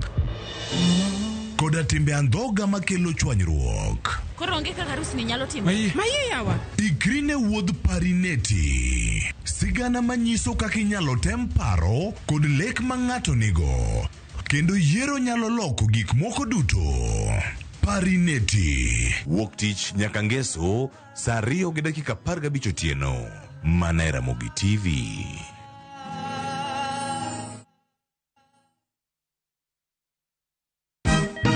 Siku njema huonekana asubuhi. Kabisa Anuari amangana gao. Seti him. Chamige. We museo. Kenya nzima tunasema jambo Kenya. Wax, tiki, taka. Twende sana my people. Hapa ndo nyumbani kwa muziki wa Afrika Mashariki na malezi ya vipaji. Sasa tuko tayari ku drive on. Mibibi na mijize. Leteni porojo sasa. Kwa habari za kuaminika kutoka kila pembe ya nchi. Are you ready? La. Leo kati ya Ingwe na Gor Serikali. Hapa ndio home. Wawa. Radio Citizen. Radio.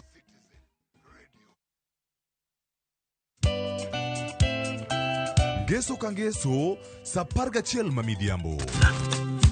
Mbamba toko, koma ye. Tudri koda, ngeso kangeso, sapaga chiel mamidhiambo, e chenro mar tiedero. Oka, kamwabro budho, manyanga. Kowa kelo ningolo, motimo cathedral. See you there. Tiedero. Geso kangeso, saparga chiel mamidhiambo. Mana e Ramogi TV.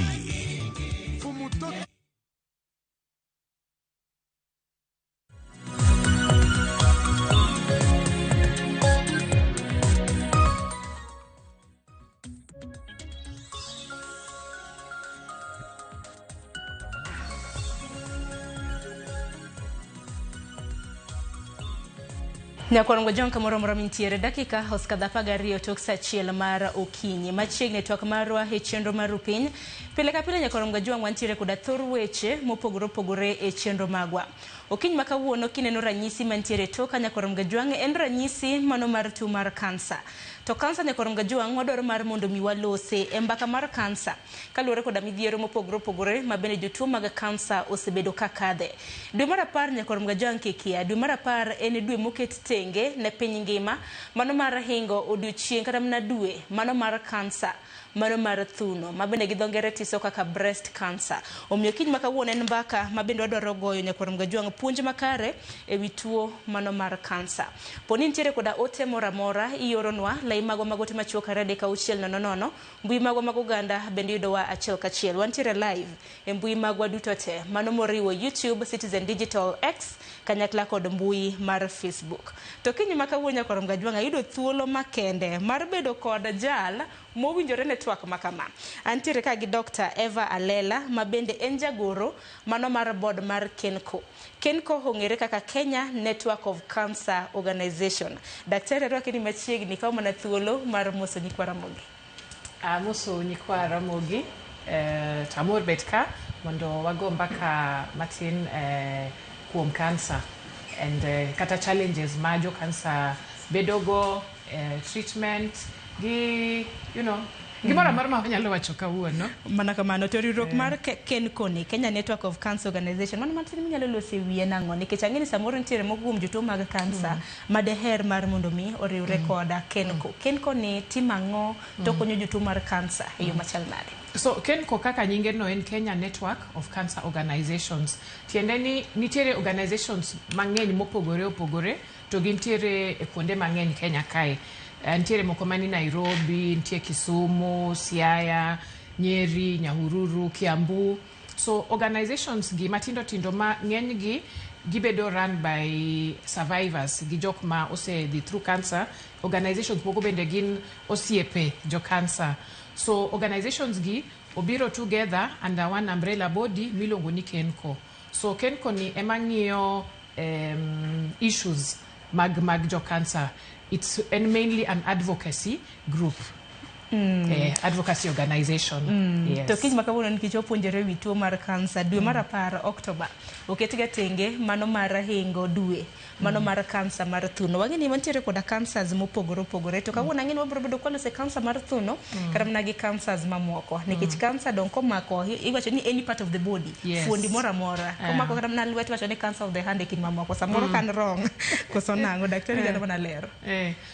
Yes. Momake miluongo ni cancer of that place. Exactly. Koro kaka cancer mar thuno for example, en cancer mochakore gi e thuno.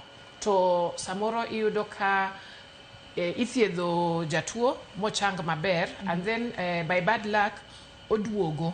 To koro koduogo ni giwacho ni breast cancer mo spread odhi e organ moro, samoro nyalo kata dhi e ich, onyalo dhi e lungs, onyalo dhi e bones. Koro gi dho medicine iwacho ni or metastasize to the bone, or metastasize to the stomach, or metastasize to the brain. Mano tiende ni no wuok cancer mane nie thuno no koro wuok to landore. Exactly, landore.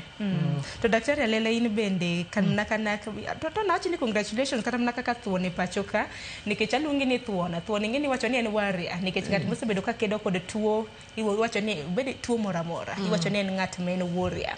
In kaka warrior nikech bende samore ler ne nyikwara mgajwanga nikedo koda tuo mar kansa mano mar thuno samoro kilero ni mana nyikwara mgajwang sigandi e kinde mabende wapuonjore wi kansa sigandi en mane obor lakini abo ngade so nayudo gimoro mokuote thunda mano higa mar 2019 actually December to koro achako thieth adhi daktari 2020 otimna test mopogore opogore okawo medical history na koro test manotim mokwongo nachako gi mammogram to mammogram ni kapok endelea gi stocha ma test maber ka mine tetete kisechopo the age of 40 dwarore ni iga ka iga idhi timo mammogram. Why 40?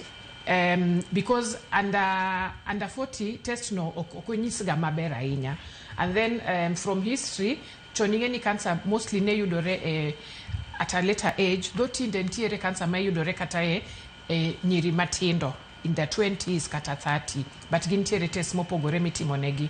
Koro mammogram no nego tim every year. Koro notim na mammogram then ka mammogram onyiso ni ntiere gimoro ma oknen maber adhi atimo ultrasound wacho ni suspicious.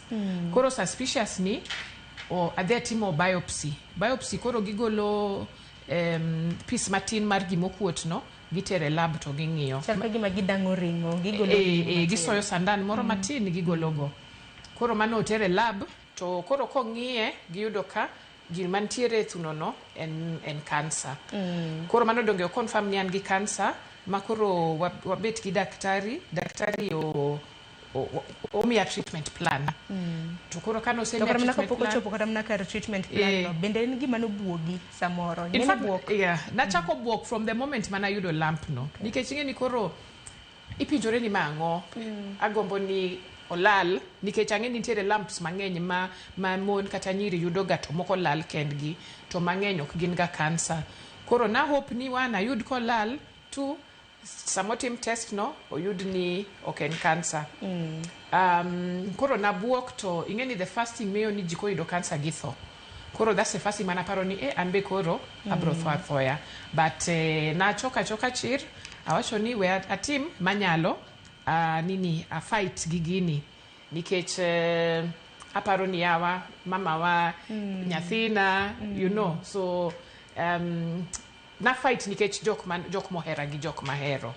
Koro kachako treatment achako gi surgery mano koro nong'ad thuno gol tumor no. Marino no yuda which stage nikech stage 2 mano tiende ni en above 2 centimeters then 2.7 centimeters in diameter mano size mar lemon matin kamae. Koro ogol mano then abedo 6 weeks makoro I recover from the surgery then koro adhi chemo. Chemo en koro yath michuoyo makoro onego cancer cells mora manyalo bet ka obayo owuoke thuno odhi kamora. Chemo no natimo dweche 6 natime every 3 weeks. Koro adhi ichuoya abudho hospital like half of the day or something tadok ot. And then katieko chemo no ayueyo matin then koro adhi atimo radio en koro giwang'o kama notime surgery no just in case ntiere cell moro yani ma en treatment ma en war odwaro ni fight gi cells go everywhere monyalo bedo. Koro kama ne kaka natieko treatment na then koro after treatment tie gimoro ma waluongo ni koro survivorship mano koro anybody moseyudo cancer kat iluongo ni survivor. To koro survivorship ni en biro mana gi challenges ge nikech after treatment ma very intense no the body okdog kaka nen chon iwinjo ka samoro okin gi teko gi vibrant kaka nan chon yeah but what the other one at a time yeah manyaka sani ni nyisa ni test mogik mabene ne timo korona yango ni onge koda tuo mar cancer manyiso ni cancer thiedhore donge thiedhruok akia ka wanyalo wacho ni thiedhore but tam magi wacho en no evidence of disease mano tiende ni nitiere test ma setimo dirio since na tiek treatment ilongo ni PET scan mano koro scan mar the whole body ikso ya machine to o scan from wi nyaka tiendi piny omanyo kantiere cells make cancer mora to mano koro giwacho ni there is no evidence of disease koro of course wadwaro wacho ni mano cure but cancer kaka ong'ere nitiere joma ng'eny ma yude dichiel to gidaka maber but nitiere seche makoro be oduogo ga but walema to watemo do the things ma wanyalo timo mondo wabed healthy. Nikech daktari okiny makawuono to nowach ni e kinde mabende koro walos koro mna kotendre kod thieth mar cancer. Ne jogo eko mabende pok oyango ni gintiere kod cancer nikech nitiere jogo eko mabende dhi kotimne ginonro tiyudo ka they are at their latter stages. Iwacho ni stages mogik mano mar tuo mar cancer. Tiwacho ni cancer ni nyalo koro mna chak thieth at stage 0. Aparo ni walos ane kotendre kod ber mar timo screening. To screening kwalos mana kotendre kod breast cancer kende. Wagi nwantiere kod screening mopogore mag mine kanyakla kod mag wuone. Okay, ka chako gi breast cancer berka mine otimo their breast self examination every month. Mano in ma ing'ia thundi kendi ing'io kaka gichalo imulo iwinj kantiere kata gimoro mokuot kaka tie pogruok moro. Kor mano kitimo dwe ka dwe ibo ng'eyo kaka thundi chalo sama en normal. Ma koro ka dipo ni chieng' moro ntiere gimoro ma abnormal inyalo ringo ir daktari. And then so apart from that makoro wa recommend ni after 40 mine or before their annual mammograms. Mano now the first cancer mar mine. The second one en cervical cancer. Cervical cancer bentiere test ma mine timo miluongo ni pap smear. Pap smear ni kitime ing'eni cervical cancer ochakore mokuongo gi cells ma abnormal ok gin cancer mokuongo but kotim ni pap smear inyalo yudgi kapok gibedo cancer to ithiedho gi mana kanyo gi kanyo mondo kik gi progress. Koro ka itimo screening mar pap smear no every year mano tiende ni ibo yudo cells go kapok gi advance to cancer. And then sani ntiere be vaccine ma ichuoyo nyithindo manyiri between the age of 11 to 14 HPV vaccine. Mae kochuogi nikech HPV no ema kelo cervical cancer. Mano tiende ni in future bro prevent mondo giyud HPV infection ma progress to cervical cancer. So at least HPV ntiere ariyo, prevention ariyo, ntiere vaccine mi imiyo nyiri, and then plus koro kisebedo sexually active ichako timo pap smear.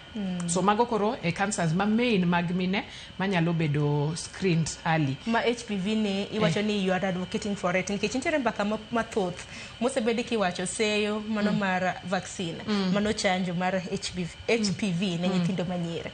Akendo wacho ni chanjo maber koso nikech akendo kawuono kata mana ote mabendo abiro bedo kwa yudo nitiere moko kuom jopiny mabende samoro ni gi seyo ni samoro ko ber ne del.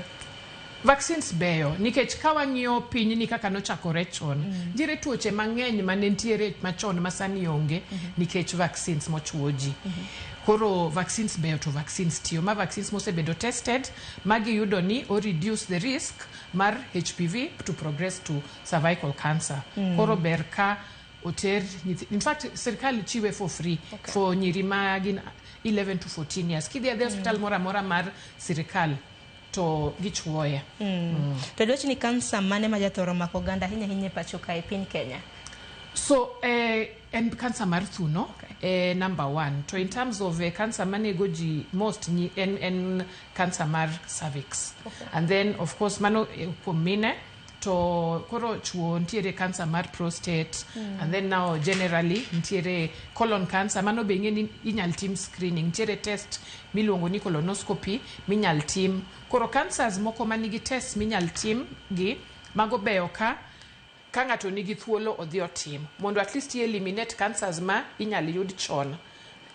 Just to reduce your chances of yudo gino ka osebedo late. To daktari thoth penjo mabina neno ka moko kuom jopiny thoth gi penjo ni to cancer ni kelo gang'o? Cancer wakia.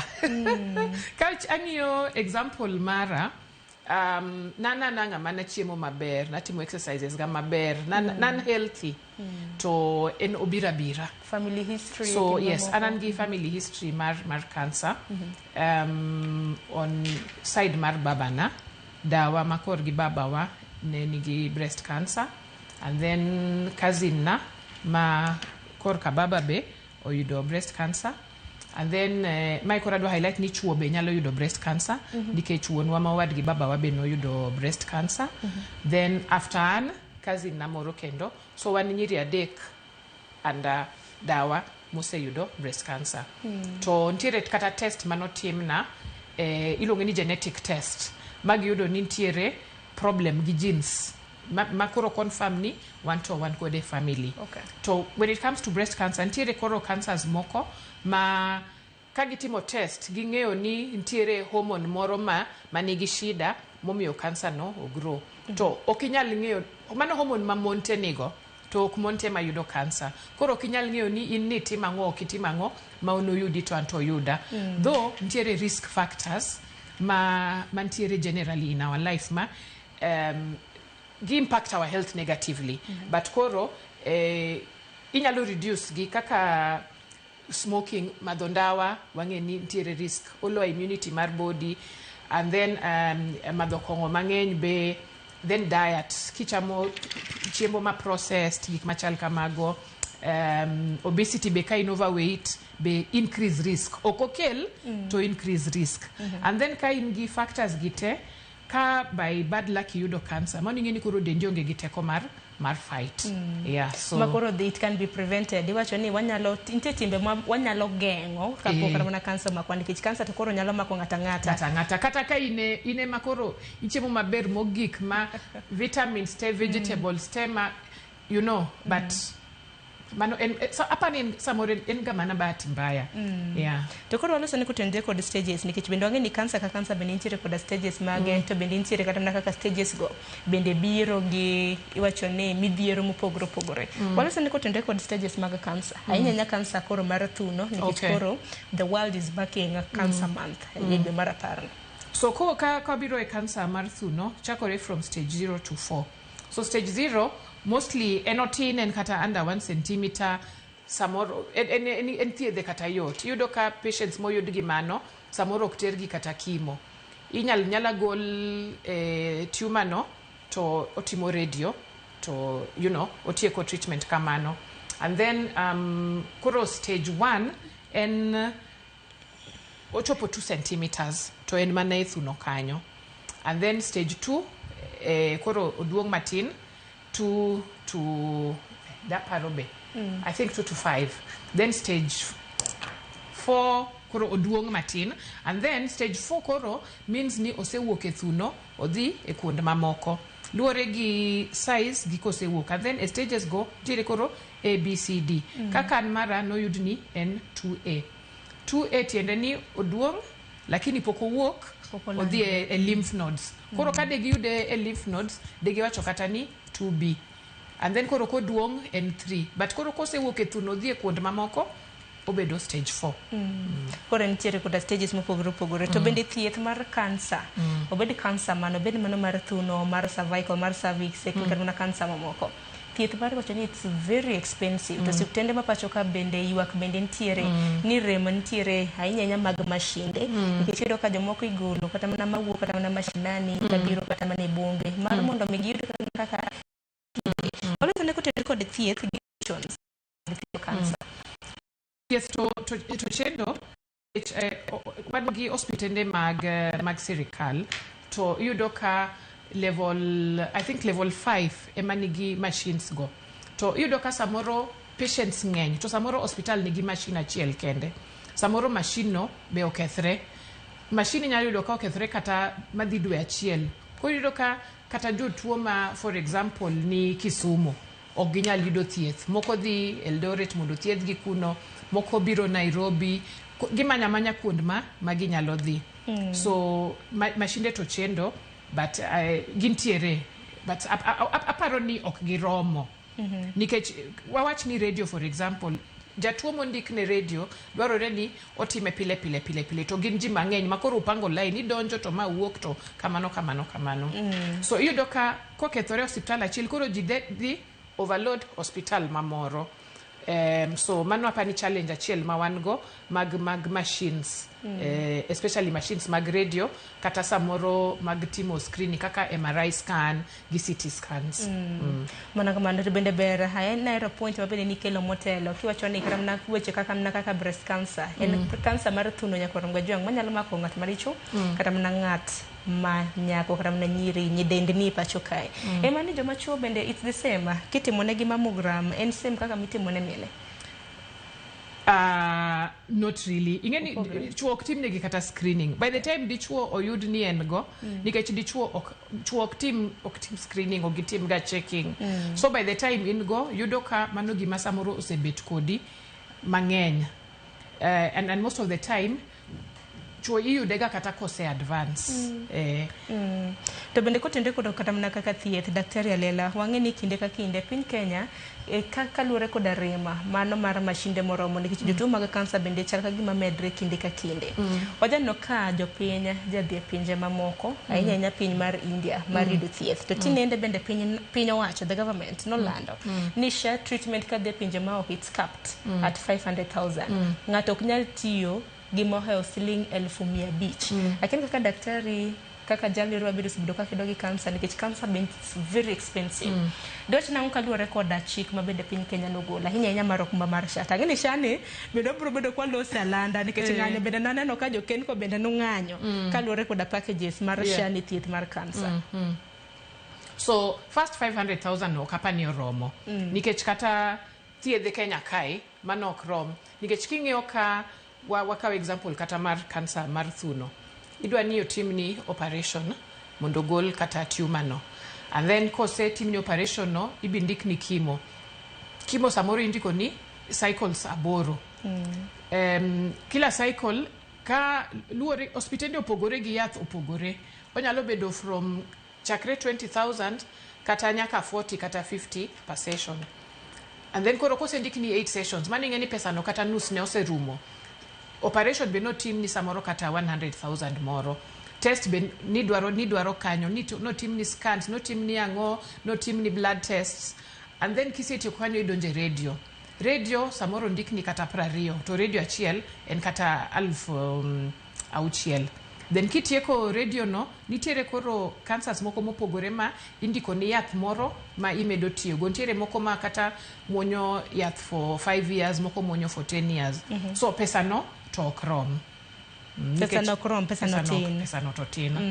Ekin thuolo mar juma achiel noneno ka jotuo mantiere koda tuo mag kansa bende nodhi e ng'anyo ne gidhi demonstrations ka bende giywak ne piny owacho kotende kod okumba manyien mano mar SHA. SHA pakejeso kosebedo ka dhi maber ahinya ahinya gi jotuo mago mag kansa. Waloso ni kotende kod mano ywak ne nang'o?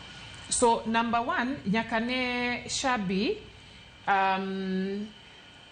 pesa mane NHIF machon mane chiwo ne ng'eny matin moloyo ma SHA chiwo. Koro SHA sani chiwo mana 400,000. Kaka sekwano gigo te 400,000 ok bi romo mago. Nikech idwa ni team screen, idwa ni team test to idwa ni othiedhi ok bi romo. So pesa no tin ne thiedho kansa. To gini giketo blanket ni kansa mora mora itiyo gi pesa no. To kansa opogore kata kaluwore gi stages. Ni samoro mae maybe 400 no bro romo. To ntiere moko ma pesa no ok bi romo. And then number 2, jotuo osebed gi challenges maka gidhi hospital iyudo ka samoro inyiso gini kawuono SHA ok ti, kawuono systems gin down, mara ng'ato osechulo to inyise ni isetieko package ni. And then NHIF ing'eni chon ne ji chulo dwe ka dwe kata jok ma wawach ni self-employed kata hustlers ka watiyo gi wadno. But sani iyudo ka SHA dwaro ni mondo ichul lump sum no for the whole year. Nitiere jok ma ok nyal yudo pesa no magichulo for the whole year. Koro ineno NHIF ne ichula chula dwe ka dwe to inyalo yudo treatment. Koro SHA ni kaka giketo ni nyakichul pesa mar the whole year. To kata kisechulo the whole year no, idhi hospital dichiel dirio didek, kidhi treatment mar ang'wen inyisi ni pesa ni orumo. Koro mago is among the things ma ji ywak ne ni to koro patient samoro discontinue treatment. Koso irito to ing'eni kansa dwarore ni mondo treatment ni en aggressive kode kabisa. So sama ji rito ni kansa medre. Samoro patient odhi o stop treatment nus nikech onyise ni pesa ne orumo. To gima lit ni kinde mabende nung'anyo makamano hakeni sani bende dwaro maru bende nosechope kare, like ka nung'anyo nyim logo tich mar SHA mano headquarters mar SHA mantiere hapa Hilbure Nairobi ka. Negidhi headquarters mar SHA plus Ministry of Health mano be ne wadhie notere petition gi kwayo mawango.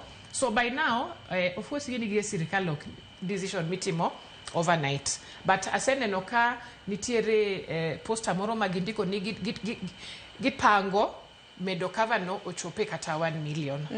Koro nikech aneno ka SHA it provides primary benefit. Iwacho ni ochiwo mar siling 400,000 per patient annually. Iwacho ni higa ka higa to thieth mar cancer teni thieth miwacho ni tiyo kod omenda mathoth ahinya. Ina ng'iyo thieth kaka screening, ing'iyo weri kata mana gi screening, ing'iyo kata mana kaka chemotherapy gin mamoko. In fact kata kapo kichope chemotherapy no ing'eni pesa no nisechako tiyo kode kidhi neno daktari kano timni kata otimni mammogram, otimni biopsy, blood test be otimni kanyo, mago te ing'eni pesa no osechako tich. So by the time kati chopo kama idwa timo chemotherapy no samoro kata pesa no moko osetiyo. Koro yudo ka by the time ichako treatment 400 no be koro ose reduce bedo matin.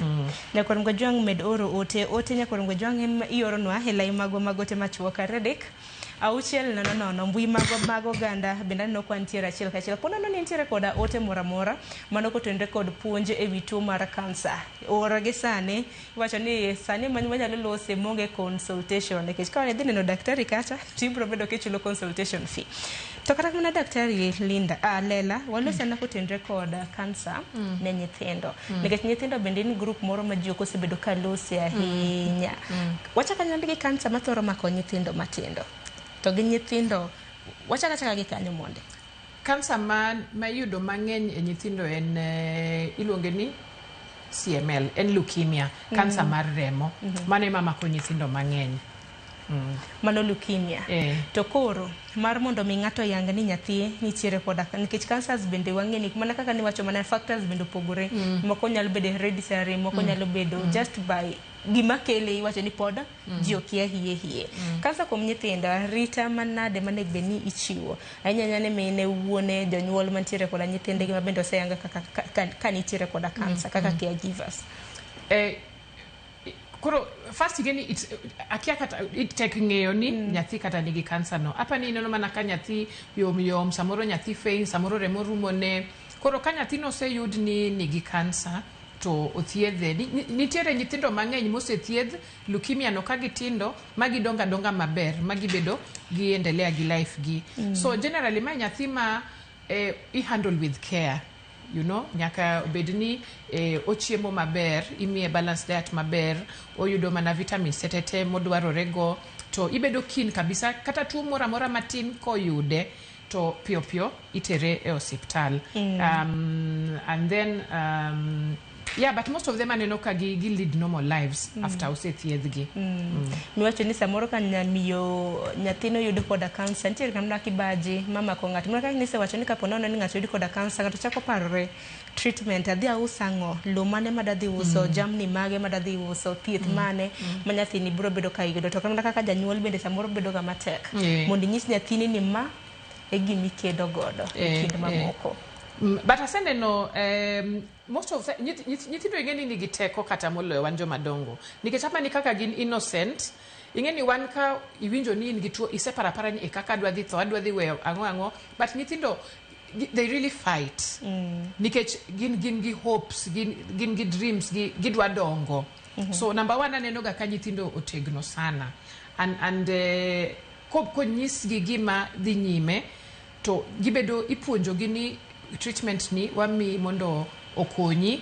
Aneno ka gikawega very positively but ntiere moko makoro samoro tuo osedhi ahinya and some of them don't make it but the ones who do ginga very very strong and positive. Takoro ni bere ka janyuol lero negi nikech thothne aneno ka janyuol samoro imiyo ma nyathi yath ni muonya ma kara mana ka nyathi samoro onyuol kara mana gi tuo mar ayaki ineno mana kimiyo nyathi ni muonya ma ini nonyuoli koda tuo dang'wene ber ka at least nyithindo bende ma at least ong'eyo ng'eni nyithindo ma sound mind were gi nyithindo matindo ma samoro kwinj wach ma winjo wach dong ber samoro lero negi mar mondo bi kata mana ka gitugo ka gidak ka ging'ina ng'oma timo gidonge aparo ne en paro maber nyalo chwalo ne jonyuol oko kacha.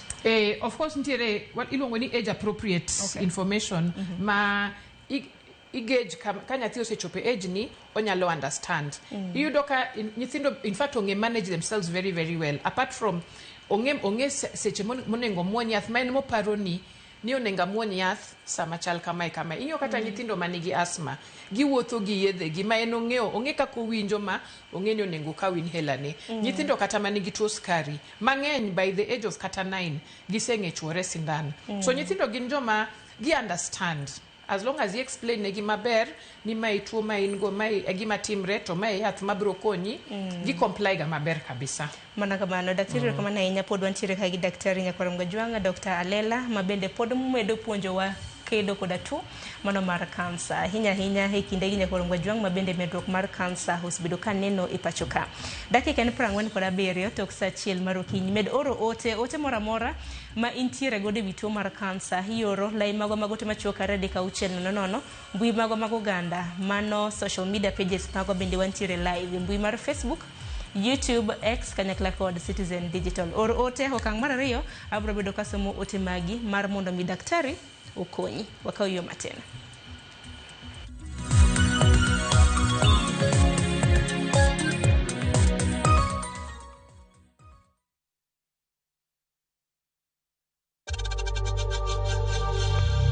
We know times are tough, so save money by buying airtime from M-Pesa to any network with zero transaction fees. Dial *487*2# and get your airtime PAP with zero transaction costs.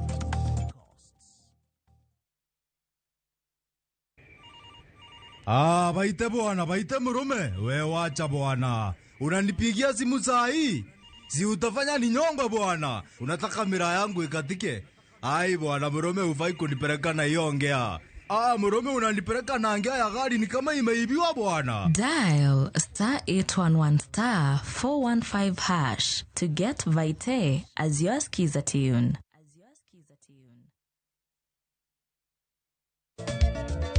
Machigni nyakoromonga jwange chenro mar ngoma owake. Wokti chakelo ni mix bokwe. Ekaito kichario. Reggae owake, yani tunaongea na Majar Rastafara. Lafu tichadek nyakoromonga jwange. Akelo ni mana yani ngeni bakagi wasani. Tichangwen is kama nene, yani kitambo zama za kale. Alafu Friday, si unajua tu Friday tunafanya namna hii. Nyakura magojong Friday ni siku zo wake. Sapara kinaka paga big nyaka sapaga rio kod an PDG Papa Vic, yani ukipenda mzee kijana.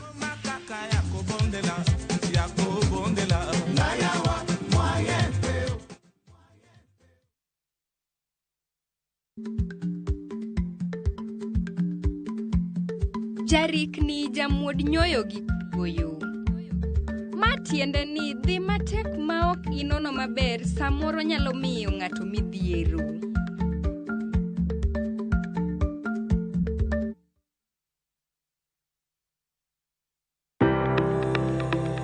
Ringreni wuoyo, to be ichiko iti, en aonda, rem mora mora. En ranyisi ni ringreni wuoyo kodi. E penj laktar, walero weche ma ringreni temo nyisi. Ka wakelo ni paro mag jomolony. To wacho ni mondo mibed gi rageng' maber nyaka bed ni chiemo makare, nikech askeche gi iloso kuom chiemo makare michamo. Paro manyalo reso ngimani. Kochopo kar food allergy kae, to kinga ma del ma ng'ato chako gore gi chiemo mochamo. Kod weche mag thieth mayudore achiel kachiel kuom joma olony.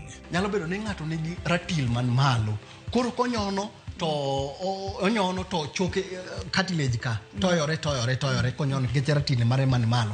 Mano nyalo miyo bende ng'ato nyalo yudo arthritis no. E penj laktar gi Ruth Otieno, wuok tich nyaka tich abich saa 12 odhiambo, mana e Ramogi TV.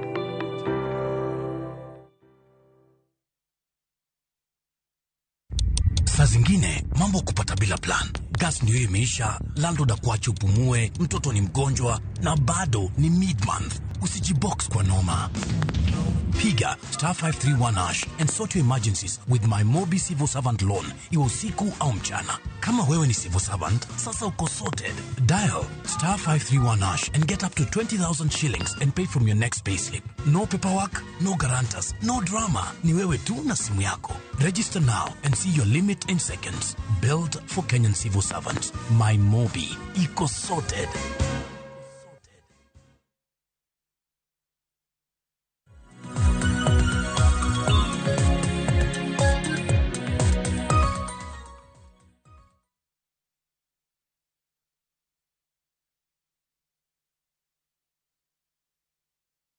Nyakoro mgojong machiegni okang' mar 2 dakika 46 tok saa 1 mar okinyi. Wadongi matin ne dakika 30 mar mondo mwatiek twak marwa. Meno kanga nyakoro mgajwanga ma intiere godo mar oronwa ote kotenre kod tuo mano mar kansa. Pod wachwalo puonj kotenre kod tuo mar kansa. Parni dwe mar 10 en dwe ma ihinge tuo mar kansa mano mar thuno ma bende ong'ere gi dho ngere kaka breast cancer. Wagene thor wach theme mano ma higani mar World Breast Cancer Month. Iwacho ni every story is unique. Every journey matters. Akeni daktari alela karwaki okang' mar 2. Wale sani kotenre kod theme mano mar this year. Every story is unique, every journey matters. Okay. Mano tiende ni you need to listen to the patient's voice. Nyaki winj nikech cancer en achiel but stoche ma opogore. Oyudwa stages mopogore. Wadhie challenges gin the same to gipogore be. Kata kaka ng'ato handle challenge ne opogore.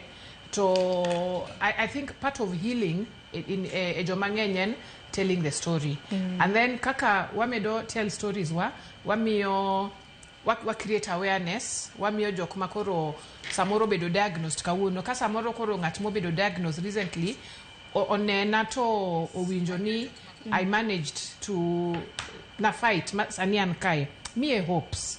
Nikech ing'eni ndalo machon jinong'e ni cancer en tuo makiyudo to otieki ithogi kanyo.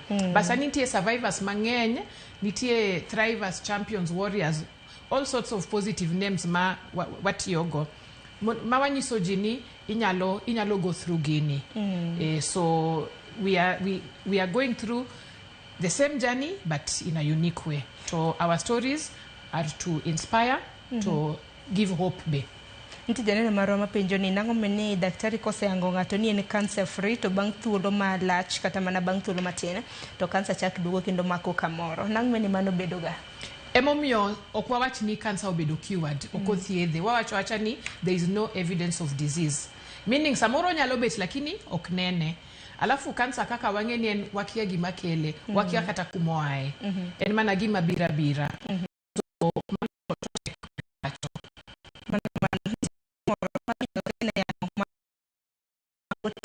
mano mara nyathi uchi mana mapio openda penjana daktari en adier ni ka ok idhodho nyathi to chances mar yudo breast cancer ni malo.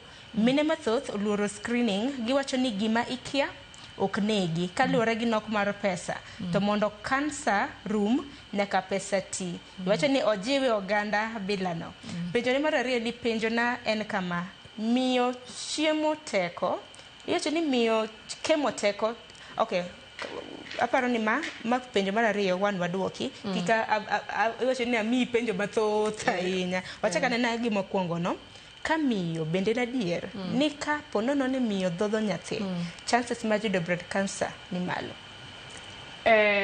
So nitiere breast cancer ma kaka racho nitiere hormones mopogore ma yudore ni samoro fuel breast cancer no. So for example nitiere breast cancer ma hormone mar the most hormone ma wan mine milongo ni estrogen.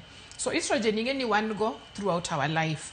To seche mimako ich estrogen no ni piny. Seche ma podi dhodho nyathi estrogen no be ni piny. Koro means ni seche mi ingi ich minyuol mi dhodho nyathi kawang'iyo wach ni reproductive life ni en maybe 30 years. To out of 30 years no inyuolo nyithindo maybe 4. Mano almost 4 years ma ni suppress estrogen no. So your lifetime exposure tin moloyo ng'at ma okonyuol to dhodho nyathi. So giwacho ni that is one of the factors manyalo lower the risk, but not eliminate it completely. Or lower mana risk. Penjo ni mar ariyo Ruth nyathi oching wacho ni to nitiere kaka mine mathoth oluoro screening ka giwacho ni gima ikia ok negi kaluwore gi nok mar pesa to mondo cancer orum pesa bende nyaka ti. Iwacho ni what you don't know won't kill you. It will kill you, but you'll not know that it's killing you. Koro ni gima ikia ok negi, obro negi to ikia ni ene monegi. So afadhali itim screening inge gima dhi nyime, then life wire dark life mate. Koro nyakitema tema mondo I continue gi life. So screening ber mondo king'eyo gima in go, then koro ineno kaka itimo. And most of the time kata lumps ma yudore thuno ng'eny gi ok gin ga kata cancer. Gin mana samoro hormones mati okuda gimoro so igole agola. So kik ji luor. Ahinya nyaseyo no kapaka ber ni gima ikia ok negi. Ahinya ng'eni cancer in from stage 0 to stage 4. Inyalo yudo at stage 0 tichak treatment yo machon mana mapiyo piyo. Openjo kanyo ni penjo no ang'o momiyo ni kemo tieko thoth ji onyiso ranyisi moko ma ng'ato oneno to owinjo otang'. To bende kwaloso kotende kod kemo bende samoro neno kaka loko dend ji e kind mamoko. To kwaloso ni kotende kod treatment mar chemotherapy. Kemo en treatment mager. To kemo kaka tiyoga ineno cancer gin cells makoro or the out of control gi nyuolore piyo gibedo mang'eny piyo. So kemo komi kemo tich ma kemo tiyo ni o target cells magro piyo onego gi mondo cancer no kik spread. So edendwa ni kata sama onge cancer wan gi cells mamoko mabe normally gi multiply piyo. Kaka for example white blood cells akeni waluongo inade gi dholuo gi samoro kata cells mantiere I dhowa manie hair follicles kama ye wich donje wuok go emomiyo ineno kata ka ye wich chot nikech koro sama kemo no o target rapidly multiplying cells okia yiero ni ma mar cancer to mama na normal. Emomiyo kata side effects mag kimogo biroga kaka hair loss, samoro yudo ka ji yudo wounds ei dhogi, yudo ka moko koro remo ni piny nikech kamane kaka kimo tiyo. So generally kimo bro tuoi nikech mago o interfere nyaka gi gik moko man normal e dendi. However, kimo no koro ntiere yedhe ma imi e bathe matemo counter side effects go. Koro ko yud ni white blood cells ni piny, nitie yath mimi mamedo ni white blood cells. To bende daktari kaka jal mosebedo ka kedo kod tuo mar cancer, hinya cancer mar thuno, nitiere ga seyo kotende kod cancer. Myths and misconceptions. Akene mage misewinjo, mage magina diera, mage mok gina diera. Masewinjo mokwongo ni ka in gi tumor to ong'ade to mule ni mano koro akeni wawach ni muoch koro ni odwa spread, but mano ok adieri. Emomiyo kata jok moko luro kata dhi timo test ni the moment imule ni ochako spread. Mano to myth. Onge gima chal kamano. Wawach ni I think myths moko mabiro koro en mana mari dhigi chiemo. Iwinjo ka samoro ji obukre ni ntiere chiemo moro ma kichamo to onego cancer cells. To mano ing'eni en myth marach nikech iyudo ka koro ng'ato dwa weyo treatment ne ni ntiere gik modwa chamo, ntiere gik modwa madho mondo otiek cancer no. And the other myth luore gi kaka iwachono ni giwacho ni kimo nego ji. Kimo tek. Lakini ok kimo ema negi. And then sometimes yudo ka kimo no kotime stages ma maybe wadhi wach ni stage 4 kanyo. Samoro yudo ka jatuo no osebedo weak, cancer no ing'eni osechamo dende kuonde mang'eny. Koro by the time imiye kimo already en really weak. Koro ema unyalo neno ka ni kimo no emo nege, but as it were samoro tuo no ema koro nedhi kama koro dhi tieke. Nikech cancer bende en tuo ma bende biro koda rem mathoth. Walosane kotenre kod managing rem nikech obiro koda lit mathoth e del. Walosane kotenre kod mano. So kochopo kama koro cancer remo, mano be koro mostly in advanced. Because the early stages okore emomiyo kata ji ok winji, cancer nyalo ling'e dendi kata madhi igni to ikia ni en go odonga mos. Kochopo kama koro ntie rem maning'eni ose advance matin, but ntiere yedhe mimiyo jotuogo ma manage rem. Teknoloji kotende kod tuo mano mar cancer. Ntiere group moro ma bende samoro ok jalos gi wiye ahinya, to magi group ma bende osebedo ka take care, iwacho ni rito jotuo mago mag cancer, caregivers. As a caregiver mano mar jatuo mar cancer, gin bende gikadhe mathoth. Gin bende wacho ni as kin caregiver mar jatuo, in bende chal ka gima in be intiere koda tuo. Walosane kotende kod caregivers, jogo to bende chiwo arita ne jotuo mag cancer. Gin arita mage manego bende gichwalo, to gin hocho mage nikech ing'eni mage bende jok manego bende dhi kata ne hocho kinde ka kinde nikech managing cancer ok yot ahinya ne jogo eko ma bende ntiere advanced stages. So ing'eni caregiver first of all en ng'at mohero jatuo ni. Koro be samineno ka ng'at mihero sandore, in be o affecti emotionally, o affecti mentally. So I really need to applaud caregivers nikech gitiyo matek. Gi support patients gi. Samoro yudo ka ma patient ma samoro ok odwa chiemo, isetedo ni gimoro kanyo mamit miloso ne to ok odwa chiemo. Samoro kise iloso ne chiemo chamo, koka tuo dwa kete ong'ok. Samoro chopo kama koro in advance ma en jatuo miloko ne diapers and then all those sorts of things. So caregivers gi kujitolea. Gichiwore yani mondo giwuoth gi jatuo ni. To tijno tek nikech tuoyo ng'ato ok en gima yot. En draining nikech samoro ing'iyo jatuo ni to ipenjori ni yawa obochango. It's tough. So caregivers aneno ga tinde ntiere kata groups mag caregivers, sani kata counseling nitiere mitimo ne caregivers. So and ber ka caregivers bengeni most of the time gi hospital gi jatuo gi no makoro daktari penjo ni jatuo dhi nade to into idhi nade, you know. but caregivers gin joma okwanyal koso miyo gi flowers gi mana kamano iwacho ni wamigi maup gi nikech tijno ok yot obet ramna ni in ja caregiver in jarit jalni rama kedo kod tuo mar kansa ramna tuo moro amora ok en gimoro mayot iwacho ni it's a psychological thing masamoro iwacho ni aparo ni congratulations to the caregivers mantiere oko kacha nikech iwacho ni gine mabende gimiyo ramna tuo jatuo winjo yot matin nikech pek mabende tuoche makamagi ntiere godo tuoche matama tek matamre gi nono ote moro ka haneno gi dholiech iwacho ni how can we tell if the cancer is slow growing or aggressive?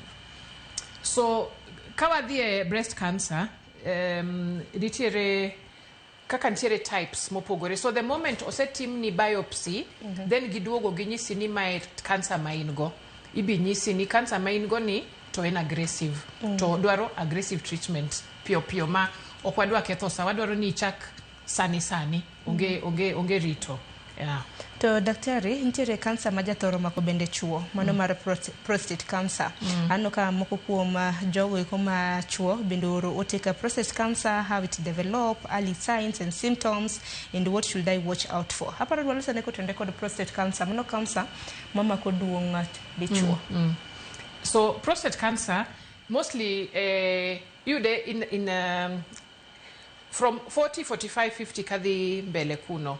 To kaka wasewacho ni mine onengo chak timo screening from 40 mar thuno to kaka chuo kosechopo age mar 40 onengo gichak timo screening mar prostate. Nitiere kata blood test mitimo, nitiere kata physical examination ma daktari ng'iyo gi nitiere kaka gimulo gi ng'iyo ka nitiere any abnormalities e prostate kanyo. So prostate is also en achiel kuom cancer ma inyalo yud chon. To treatment ne chal nade? Treatment chala cancer itimo kimo inyalo tim radio to samoro inyalo kata tim operation kaluwore gi kaka tumor no odongo e prostate kanyo. So cancer standard treatment nitiere kimo, nitiere radio, nitiere surgery to nitiere kata yedhe mamoko ma kiosi isetieko mago imi koro en mana yedhe mopogore emichiwe cancers mopogore but generally mano e standard. Tena ngoma kele kosen mana kaka cancer mamoko manyalo ga mana mako kamora mora en mana kamano to thieth moro bende nitiere ni hormone therapy akeni matomane. So hormone therapy en kaka nawacho ni breast cancer nitiere mopogore. Nawacho nitiere breast cancer ma bedo wach ni fueled by a certain hormone like estrogen. Koro hormone therapy ni samisetieko surgery kimo gi radio imi hormone blockers. So hormone blockers gi block hormone mane oyud ni okeloni cancer no. Iyudo ka nitiere jok ma kosetieko the primary treatment iwinjo ni omuonyo yath for 5 years moko muonyo yath for 10 years moko nitiere kata moro michuoyo sindan. To prostate cancer ni wacho ni ranyisi mage pod en mana macha dhi en mar mondo mi time ranyisi mage gin mage mar mondo mi yangi ko nitiere na tests moko. I think the most obvious test ma jatuo nyalo ng'eyo ni en go en iluongo ni urinary atemo iwacho kara mana gi dho English samoro moko to kom gi tek gi dho seche ma dichuo struggle gi dhi oko matin no mano koro tiende ni samoro gimoni nino tumor no dio pipe magolo lach koro miyo koro okuog maber. I think mano is normally one of the earliest signs ma ng'ato nyalo ng'eyo ni nitiere shida kanyo. Nikichage ni signs kata mna ranyisi baka mago chal na machiegni gi mag urinary tract infections mabede samoro nyalo ga bedo. Aparo ni ber bodo mi ng'ato dhi pim. Ne ok ni koro ni daktari koro sa ni samoro kiwinjo lit kata mana nango to koro nitiere koda tuo mar kansa. Mago duto te yango ga mane yude thieth. Nyakoronga jwang bende parne ote magwa bende kioro kora mna ote aparo ne okiny makawuono wanyalo yawo negi line mar sime kid thuolo mar dakika 20 matin ma odong godo ne wanyalo yawo negi line mar simu namba mar sime oketane na kanyo ne jogo mantiere koda iwacho ne ote kata mana ne penjo mano ma aroya nikech aneno ka moko kuom penjo ma bende donjo kuonde gi gin mago ma bende nwaseduoko samoro jogo eko ma bende koyawo TV magi nitiere jogo eko ma bende koyawo mbui magi mopogore puonj makende ma bende wamedo dhiro Nyakoro Ngajwanga e kinde ma bende wadhi nyime. Aya nitiere what if it will affect sexual function maga paro ni koro mago to koro mana maga watershed areas iwacho ni period. Are there ways to manage or reverse side effects ahinya mago mag tuo mag cancer? Is there a way?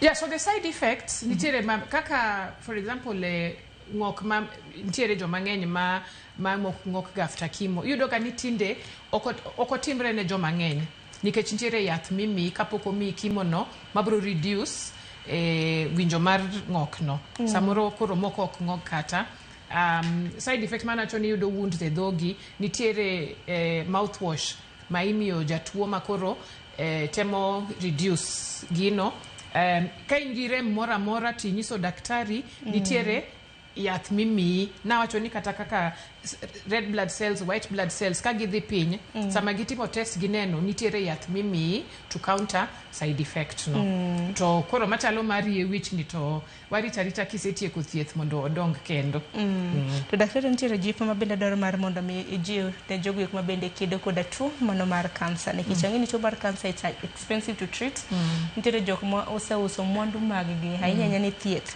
mar yudo thieth mano mar cancer en jipo mane ma dichiwo oganda mantiere koda tuo mar cancer kaka jal mosebedo ka kedo kod cancer to bende waneno ka kata mana kapok iduoko penjo ba kamano nitiere sime.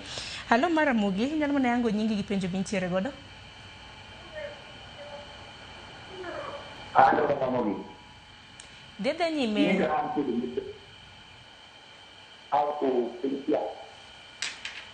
Ami penjo mora do na yo kada kiti kata. So kiemo kubali kita kuhusu kutenda. Tuo ni anu hivi. Kiti na chama kumi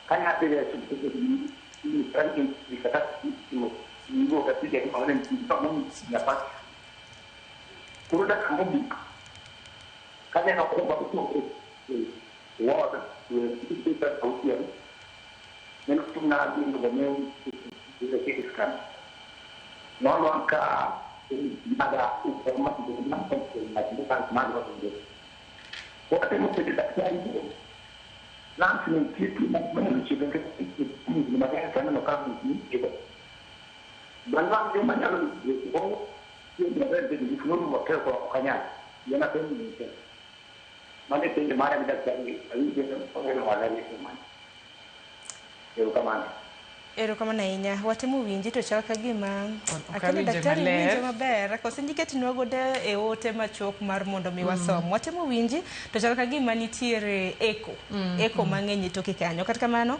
medoro nwa ote Nyakoro Ngajwanga sime be nyalo mana goyo mapiyo wadongi matine dakika 20 mar mondo mi watik twak marwa kata kamano daktari nitiere ote mabende na penjo jip ma inyalo chiwo ne jogo mabende nitiere koda tuo mano mar cancer kaka bet kaini an living testimony ni cancer inyalo overcome to apa ni berka kisechako treatment no dhia nyime gi treatment ni luwa instructions ma daktari omi en mana kasruok nikech number 1 wakia kumagini oae koro en mana temo ka wa fight kode and item kinyalo chiemo maber to also kikibed ngama imanyo emotional support because it weighs a lot on ngato emotionally mentally nikech ingeni ngama nigi cancer parore ga ahinya especially seche moko gotieno makoro one of the side effects ni ndolal koro seche ma ichiwe chuny gotieno no iparori ni yawa gini dhinega mang'eny so ber ka iwuoyo gi jibe iwuoyo gi daktari, iwuoyo gi jomani around, iwuoyo gi caregiver mondo gimiyi encouragement. Bende makile penjo emotional support kinde ka kinde ka ihingo odiochienge maket kod magi mago mag kansa. Wan kaka jofwambo kwadhi kata mana cover iwacho ni kantie wall cancer kubed mano bil kata mana kaka mar breast cancer ni. To aneno ka warriors mago mag cancer gin ga gi support groups. So lesen ko tende kod support groups nikech samoro nitie miyo moro mang'iewa mantiere kata mana dala kucho makia kata mana nitiere ka support groups. Gimi kedo godo no ng'at machielo kedo godo. To koro gin ga gi groups magi konyore godo. Support groups go konyo kabisa nikech kata an mane ayudo mokwongo ni an go na adonje support groups ma mostly online to niyudo ka the first thing ing'iyo ni nitiere jok ma ose survive gini ma ing'iyo ni nitiere jok moko mano yudo gini kata igni 10 mokalo 15 miwacho ni kare nitie hope. And then kata samoro mi go through gimoro iwinjo samo athiedhi yo nitiere kaka iwinjo tipenje group no ni yawa awinjo kamae tim nade to ng'ato piyo mane ose go through gino biro mi solution. And then what it's encourage one another nikech the best I think person manyalo wuotho kodi en ng'ama ose go through gino nikech ong'e kaka iwinjo, ong'eyo pek ma iwinjo, ong'e lit ma iwinjo, koro owuoyo kodi from a point ma en gi experience mar gima ni idhigo. Support groups gi beyo to kaka Kenko kaka nawacho en umbrella body mar groups gi. Koro groups yudore all over Kenya. Ma ka ng'ato inyalo penjo hospital midhiye. Nyaka beni ntiere most of the hospital ntiere support group makata en attached to it. Kata daktari nyalo ng'eyo patient moro manothiedho chon ma onyalo nyisini manyeng mae owuok kodi. Mana kama ni nyisani ntiere jal moro ma bende go simu. Hello Maramogi TV nyalo tiere godo.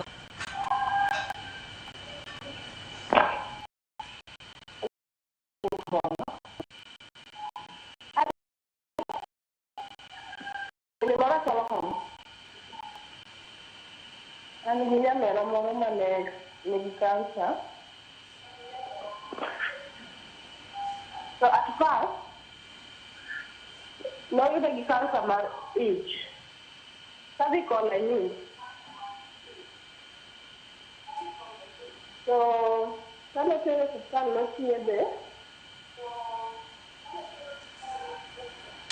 ma nochalo gimochalo. So bang'e kendo inyalo mana duoko volume mari mar TV chien. Kwatero hospital kendo. Duka volume mar TV chien ka sidhi adhi nyime gi twak.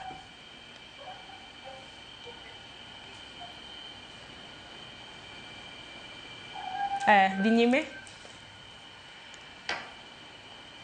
No, kwatero hospital.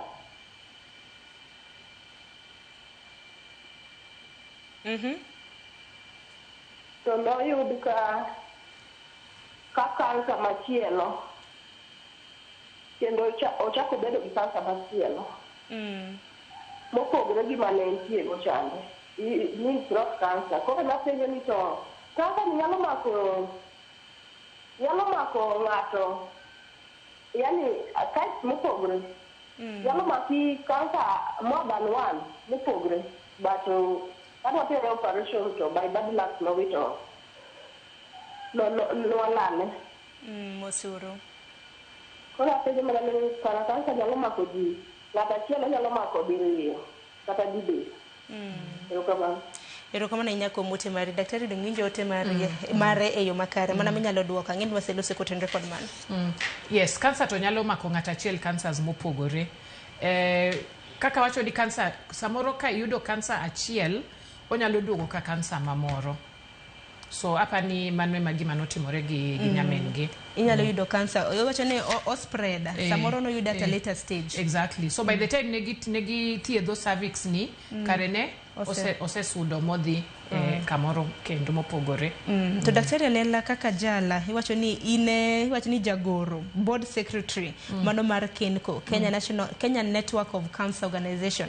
Akeni en ang'o mutimo mano mar support jogo kuma bende nitiere kod tuo mar cancer riwruogni nikech noloso kotendre kod many support groups e kind mamoko. Akeni Kenko timango to support the cancer patients, survivors, families mobed affected gi cancer e kind mamoko. Kapok iduoko ntiere sime. Hello Maramogi TV nyalo mana yango nyingi gi penjo mintiere. chal ka gima ng'ado mos ahinya chak igochonwa kapok sa orumo.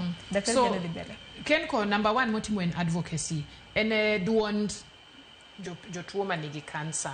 Then on top of that, entiere koro gi partners mang'eny wakelo programs ma educate advocates. Nikech ing'eni koro sani ineno ka ntiere joma ng'eny ma wuoyo. So iyudo ka nitiere maybe course moro ma ipuonjo jo cancer kaka ginyalo wuoyo gi ji, kaka ginyalo puonjo ji gik mopogore opogore, and then kaka sani ineno ka Kenko nie frontline mar agitate for better package mar SHA. Then kendo gimoro ma Kenko timo, nitiere ka funds oyudore, iyudo ka jok ma ok nyal chulo SHA, nitiere joma koro ijazo form to Kenko konyi ichulo SHA no mondo iyud thieth. So, yeah, so the voice of the patient kanyalo wacho kamano. Tigeni kinde ka ihingo odiochienge kaka mag cancer, dwe mar cancer, hemido ka cancer screening itimo ga nono. Nitiere janeno marwa magocho kendo. Halo Maram gi TV, ote mane mintiere godo, nyingi nga neno akin kanye. Duok volume mari TV kesi dhi mbele machiegni. Atado kejien. Mabor kan nango. Apa kita tadi kamai. Ku ma kansa mar tu walli. No ma ko wado moro. To luati rocket zoom. No do ka no siamo do dia aminga. To batimbaya. Saya nak kau cuci. Kalau aku dah kerja tu, kau itu kata baru lepas kerja lo, itu apa pihak mondo, orang kata nyalo kau nyo. Mana baca mana nanggu, dah kerja lo lepas awak no. Ero kama na hinya wawinje yo makare hawachono ler mosura hinya kumlalo wadu. Ero kama na hinya haparo ni hawacho ni cancer haparo ni nitie kaka cancer moro no mako wadgi wacho ni cancer mar duong koro ways kaka nyalo yud cancer ni mapiyo mar mondo mithiedhe mar mondo mikikolandre hedel mapiyo haparo ni early detections ka mar the screening ikimamoko. I think the other thing apart from early detection wang'iyo ni wa ignore symptoms nikech by the time ineno ka gimoro oken normal e dendi ing'eni jok moko linga to inge kaka dendi chal pile to ineno ka gimoro oken sawa to podi linga go. So I think that's one of the things ma onengo wabed very keen on. Nika ineno gimora mora mopogore dendi to idhie checking. Kikuwa warenda kana na kikwa wacha obed jo samuoyo. Exactly. Ayi nyoto ni joma chuo bende koro dhi hospital ahinya. Ngeni wan mine gi nyithindo waja dhi hospital. Samoro jipne joma chuo. Kiwinjo ka gimoro ni kare dendi to ring bar en mana ne chitende mantiere bende iwacho ni pesa. Ngeni chumi bende rach. True. Tema kela bende pinjo nikech cancer mar mondo mi yude daily timo screening. To screening makamagi kaka joken kwa keni how can it be made accessible? Ahinya ne mine wuone wanyithiwa mantiere rural setup gwenge low income areas kimamoko. So every now actually screening waja neno mana kichiwo nono e kinde mantiere odiochienge kaka mihinge tuo mar cancer. Screenings timore and especially support groups mawachogi gi organize ga screenings mang'eny yudo ka samoro gine kanisa moro gine school moro to giluongo ji ni chieng' machal kamae wabro bet gi screening mar most of the time screenings mitimo gin ga minyal tim gi mobile kanyo yudo ka giwacho ni gitimo breast cancer screening, cervical cancer screening gi prostate screening mago ing'eni ema be kendo ng'eny. Kata sani anyalo wacho ni nitiere in Kisumu sani Jaramogi Oginga Teaching and Referral Hospital nitiere free screening madhi nyime sani ma aneno posters mang'eny to akia ka ji ong'eyo ni nitiere screening matimore kanyo. Koro support groups timoga gigo gitimoga gitero kaka gimedo educate ji gi advocate for screening and health gitero ga screens gi kuonde mopogore opogore.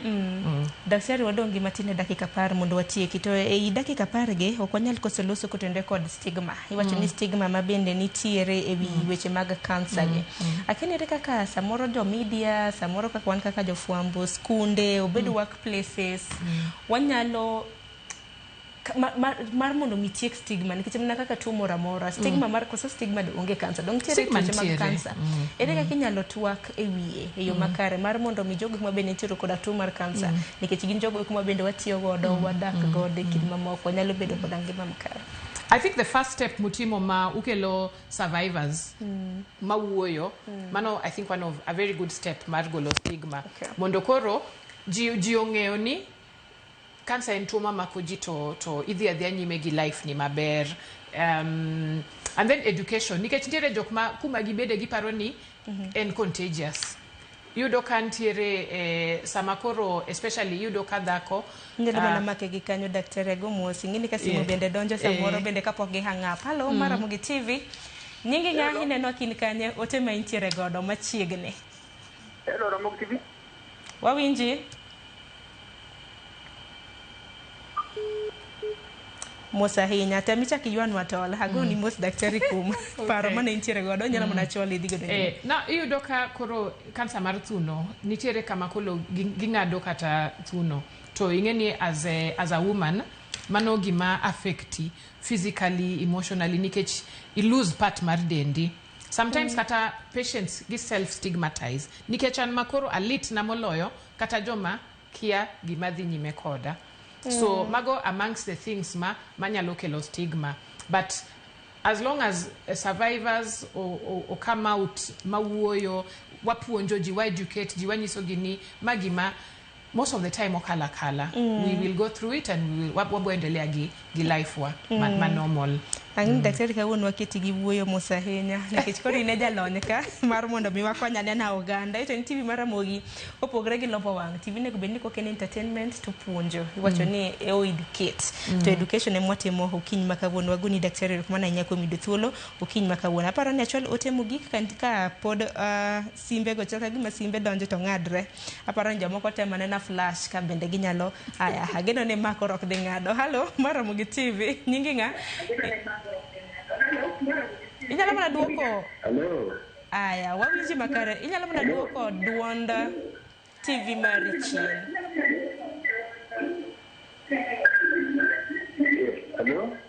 Wawinji dhi mbele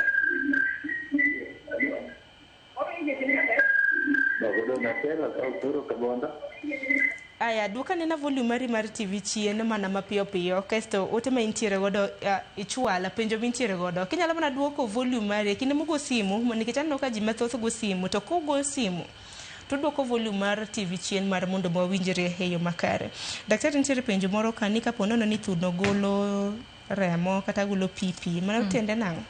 Mano in fact one of the warning signs ma tiende ni nyaka iring ka daktari mondingi gima timore nikech mano ok normal. So wacho ni kinena na gimoro ma ok normal mano ok timre pile to idhi ne daktari.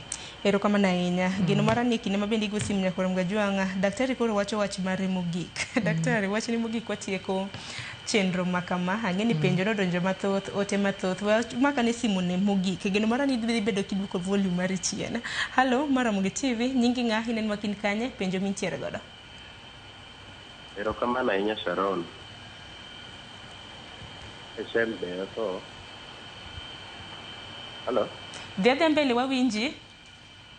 Thank you so much. Ma Shembe to awinju kantire Nairobi ka. Achiel dipenjo achiel kuom daktari aito gimedo matin penjo mano godo achiel en niya tuo mar kansa nitiere moro mamako 1 point ochama kanyo nyaka otieki to nitiere tuo moro mar bende mar kansa niyudo komako tuno to kapok ichich no mako tuno to semako bamni to dakika achiel to entiere e chongi to dakika matin en anungoni koro o explain neji type of cancer go. Kasto mar ariyo adwa wacho ni cancer en excess multiplication of cells in the body, so gimoro amora ber into excess bedo problem. Koro ji tinde karono donje e chamo chiemo moko maricho kabisa. Aparo ni lifestyle emoke gemo tuono bende ahinya nikech chiemo microwave tinde ji chamo, gwen moko michwako e dando tieko 1 week ji chamo ring'o mosenindo ndalo adek e friji ng'ato kawo to muro gi microwave pod nigi bacteria kuom gi gik machalo kamago dhano chamo. Koro lifestyle diseases gi nyaka waloki. Chon ne ji chamo mo dhiang' gi gik machalo kamago to bende ne onge tuoche mathoth gi. Erokamano ahinya. Erokamano ahinya, wawinje yo makare kendo erokamano ahinya kuom penjo mara. Aparo ni daktari mane mwatiek godo gi wachni mogik. Weche mag chiemo, wachaka na gi chiemo ni nikech landruok mar kansa del to ni selose donge. To koro chiemo miwinjo ka koro janena wawacho ni chiemo matinde ji chamo en mana microwave, ring'o wakane fridge, tieko thuolo mar kata mana odiochienge adek wagolo wachamo. Mano bende kansa? Okapar ni mano nyalo kelo kansa. But kobiro kuom chiemo, ntiere chiemo ma onego ji kik cham mang'eny, especially chiemo mabedo processed. Nikech mago yudo ka samoro nigi chemicals mang'eny ma ng'eny mobedo process samoro ng'ato ok winji. Dibed kaka sausages gik machalo sausages gi samoro ntiere kata ring'o moko minyiewo mokete mkebe, rech moko mokete mkebe nikech oket gi preservatives, oket gi chemicals mondo kik gikethre. To mago gik ma sani osebedo suspected ni ginyalo risk gin gi risk mar long life ben achiel kuom gin nikech aneno ka long life ingeni en chak mar long life en kaka obedo en ultra heat treated okomede chemicals ntiere kaka oti kode gi mach heat ochwake in such a way that koro okokethre but mostly gin chiemo manigi chemicals ma koro mondo mabudho kikethre gi wachni mogik daktari kwatieko. So wachna mogik en ni kik waluor kansa. Mano ing'eni gima tek wacho, but kata analuore. But wa face head on. Wakawe kaka obiro no, watime, wa fight kode kaka wanyalo. To okanyalo overemphasize screening, gimora mora manigi screening watem wadhie screening. Kiwinja nitiere screening e kanisa moro buti, e school moro buti, dhia mondo ing'e gima dhi nyime mondo ine kaka itimo kode. And then I think the last call ni wach shani ohinyo patients. Ji hinyore kabisa. So kantiere ng'at ma winjo manyalo tero wach ne joma loso wechego, please nyuru packages mag jo cancer mondo giyud some relief mondo koro giendelea gi thieth gi. Apa ni mano emanyalo tieko. To bende paro ni ber bende ka bende YouTube bende bedo kod okumba kata bende ni shantiere kod achiedh nade challenges makoni kod kocha. Dang paro ni ber bende kwa jiwo oganda mondo gikaw okumba iwacho ni insurance mano mar thieth nyalo kelo negi yot ahinya thieth. Yes, of course insurance ber, but apa ni kata king'io akia the exact number of statistics mag Kenya kae, but joma nigi private insurance ok ng'eny nikech insurance no be en malo. Premiums go ng'eny ma the general public most ok nyal afford, and I think that's why sirikal obiro gimoro ni universal health coverage. But onyalo bet mana universal ka okonyo ji te. So wakwayo ni universal health coverage ni obed universal mar adieri mondo kata nikech insurance ni yudo ka most people ni kod gi nikech kama gitiyo or ng'ama nigi ohala ne moro maber ma oloso pesa monyalo chulo premiums go. But the greater population shani gi UHC ema gi depend. Koro wakwayo mondo los gini maber mondo konyo jo Kenya te. Erokamano ahinya daktari, wan dwagoni manero kamano ahinya kumbire twak mar okinyi makawuono puonj makare ma ipuonjo godo oganda ewi tuo mano mar kansa. Nyakoromga jwang' mano na Dr. Eva Lela mabende en jagoro mano mar board mar Kenco. Kenco en riwruok mar Kenya Network of Cancer Organization e pacho ka. Daktari napuonja wi tuo mar kansa to parni dwe mar 10 mabende wantiere ni en dwe mabende hinge tuo mano mar kansa mano mar thuno. Koro kinde makamagi bed ni ng'at mamiyo ng'at mawuoro kansa nyalo mako ng'ata ahinya kansa mano mar thuno nyalo mako ng'ama miyo kata ng'ama wuoro. Kinyalo dhi screening kata kamano joma mine bende jiwo mar mondo mi itimatima nonro mano mar thuno imulo kapo nono nitiere kuot kata mana lamp moro madi poni ichich godo idhi to lamps duto te daktari wacho ni ok ochuno nyaka bed mano mar kansa donge.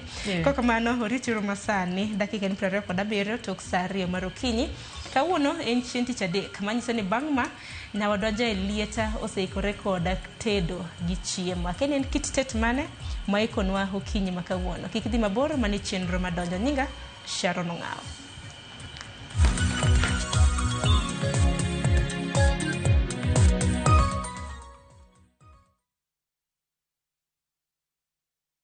Zanzibar, an island of spice and soul, and where every day begins in wonder and ends in magic. Wander through the winding streets of Stone Town. Sail away on a sunset door cruise. Breathe in the rich scents of the spice farms and escape to Namba Island for a day in paradise. Come with someone you love or come alone and make the island your own. Enjoy 4 unforgettable nights from only $950 per person sharing or $1,190 for a solo trip. Book now and let Zanzibar be your next great story. Call 0703-254-254 or viewtravel.com. View Travel. Dream, explore, discover.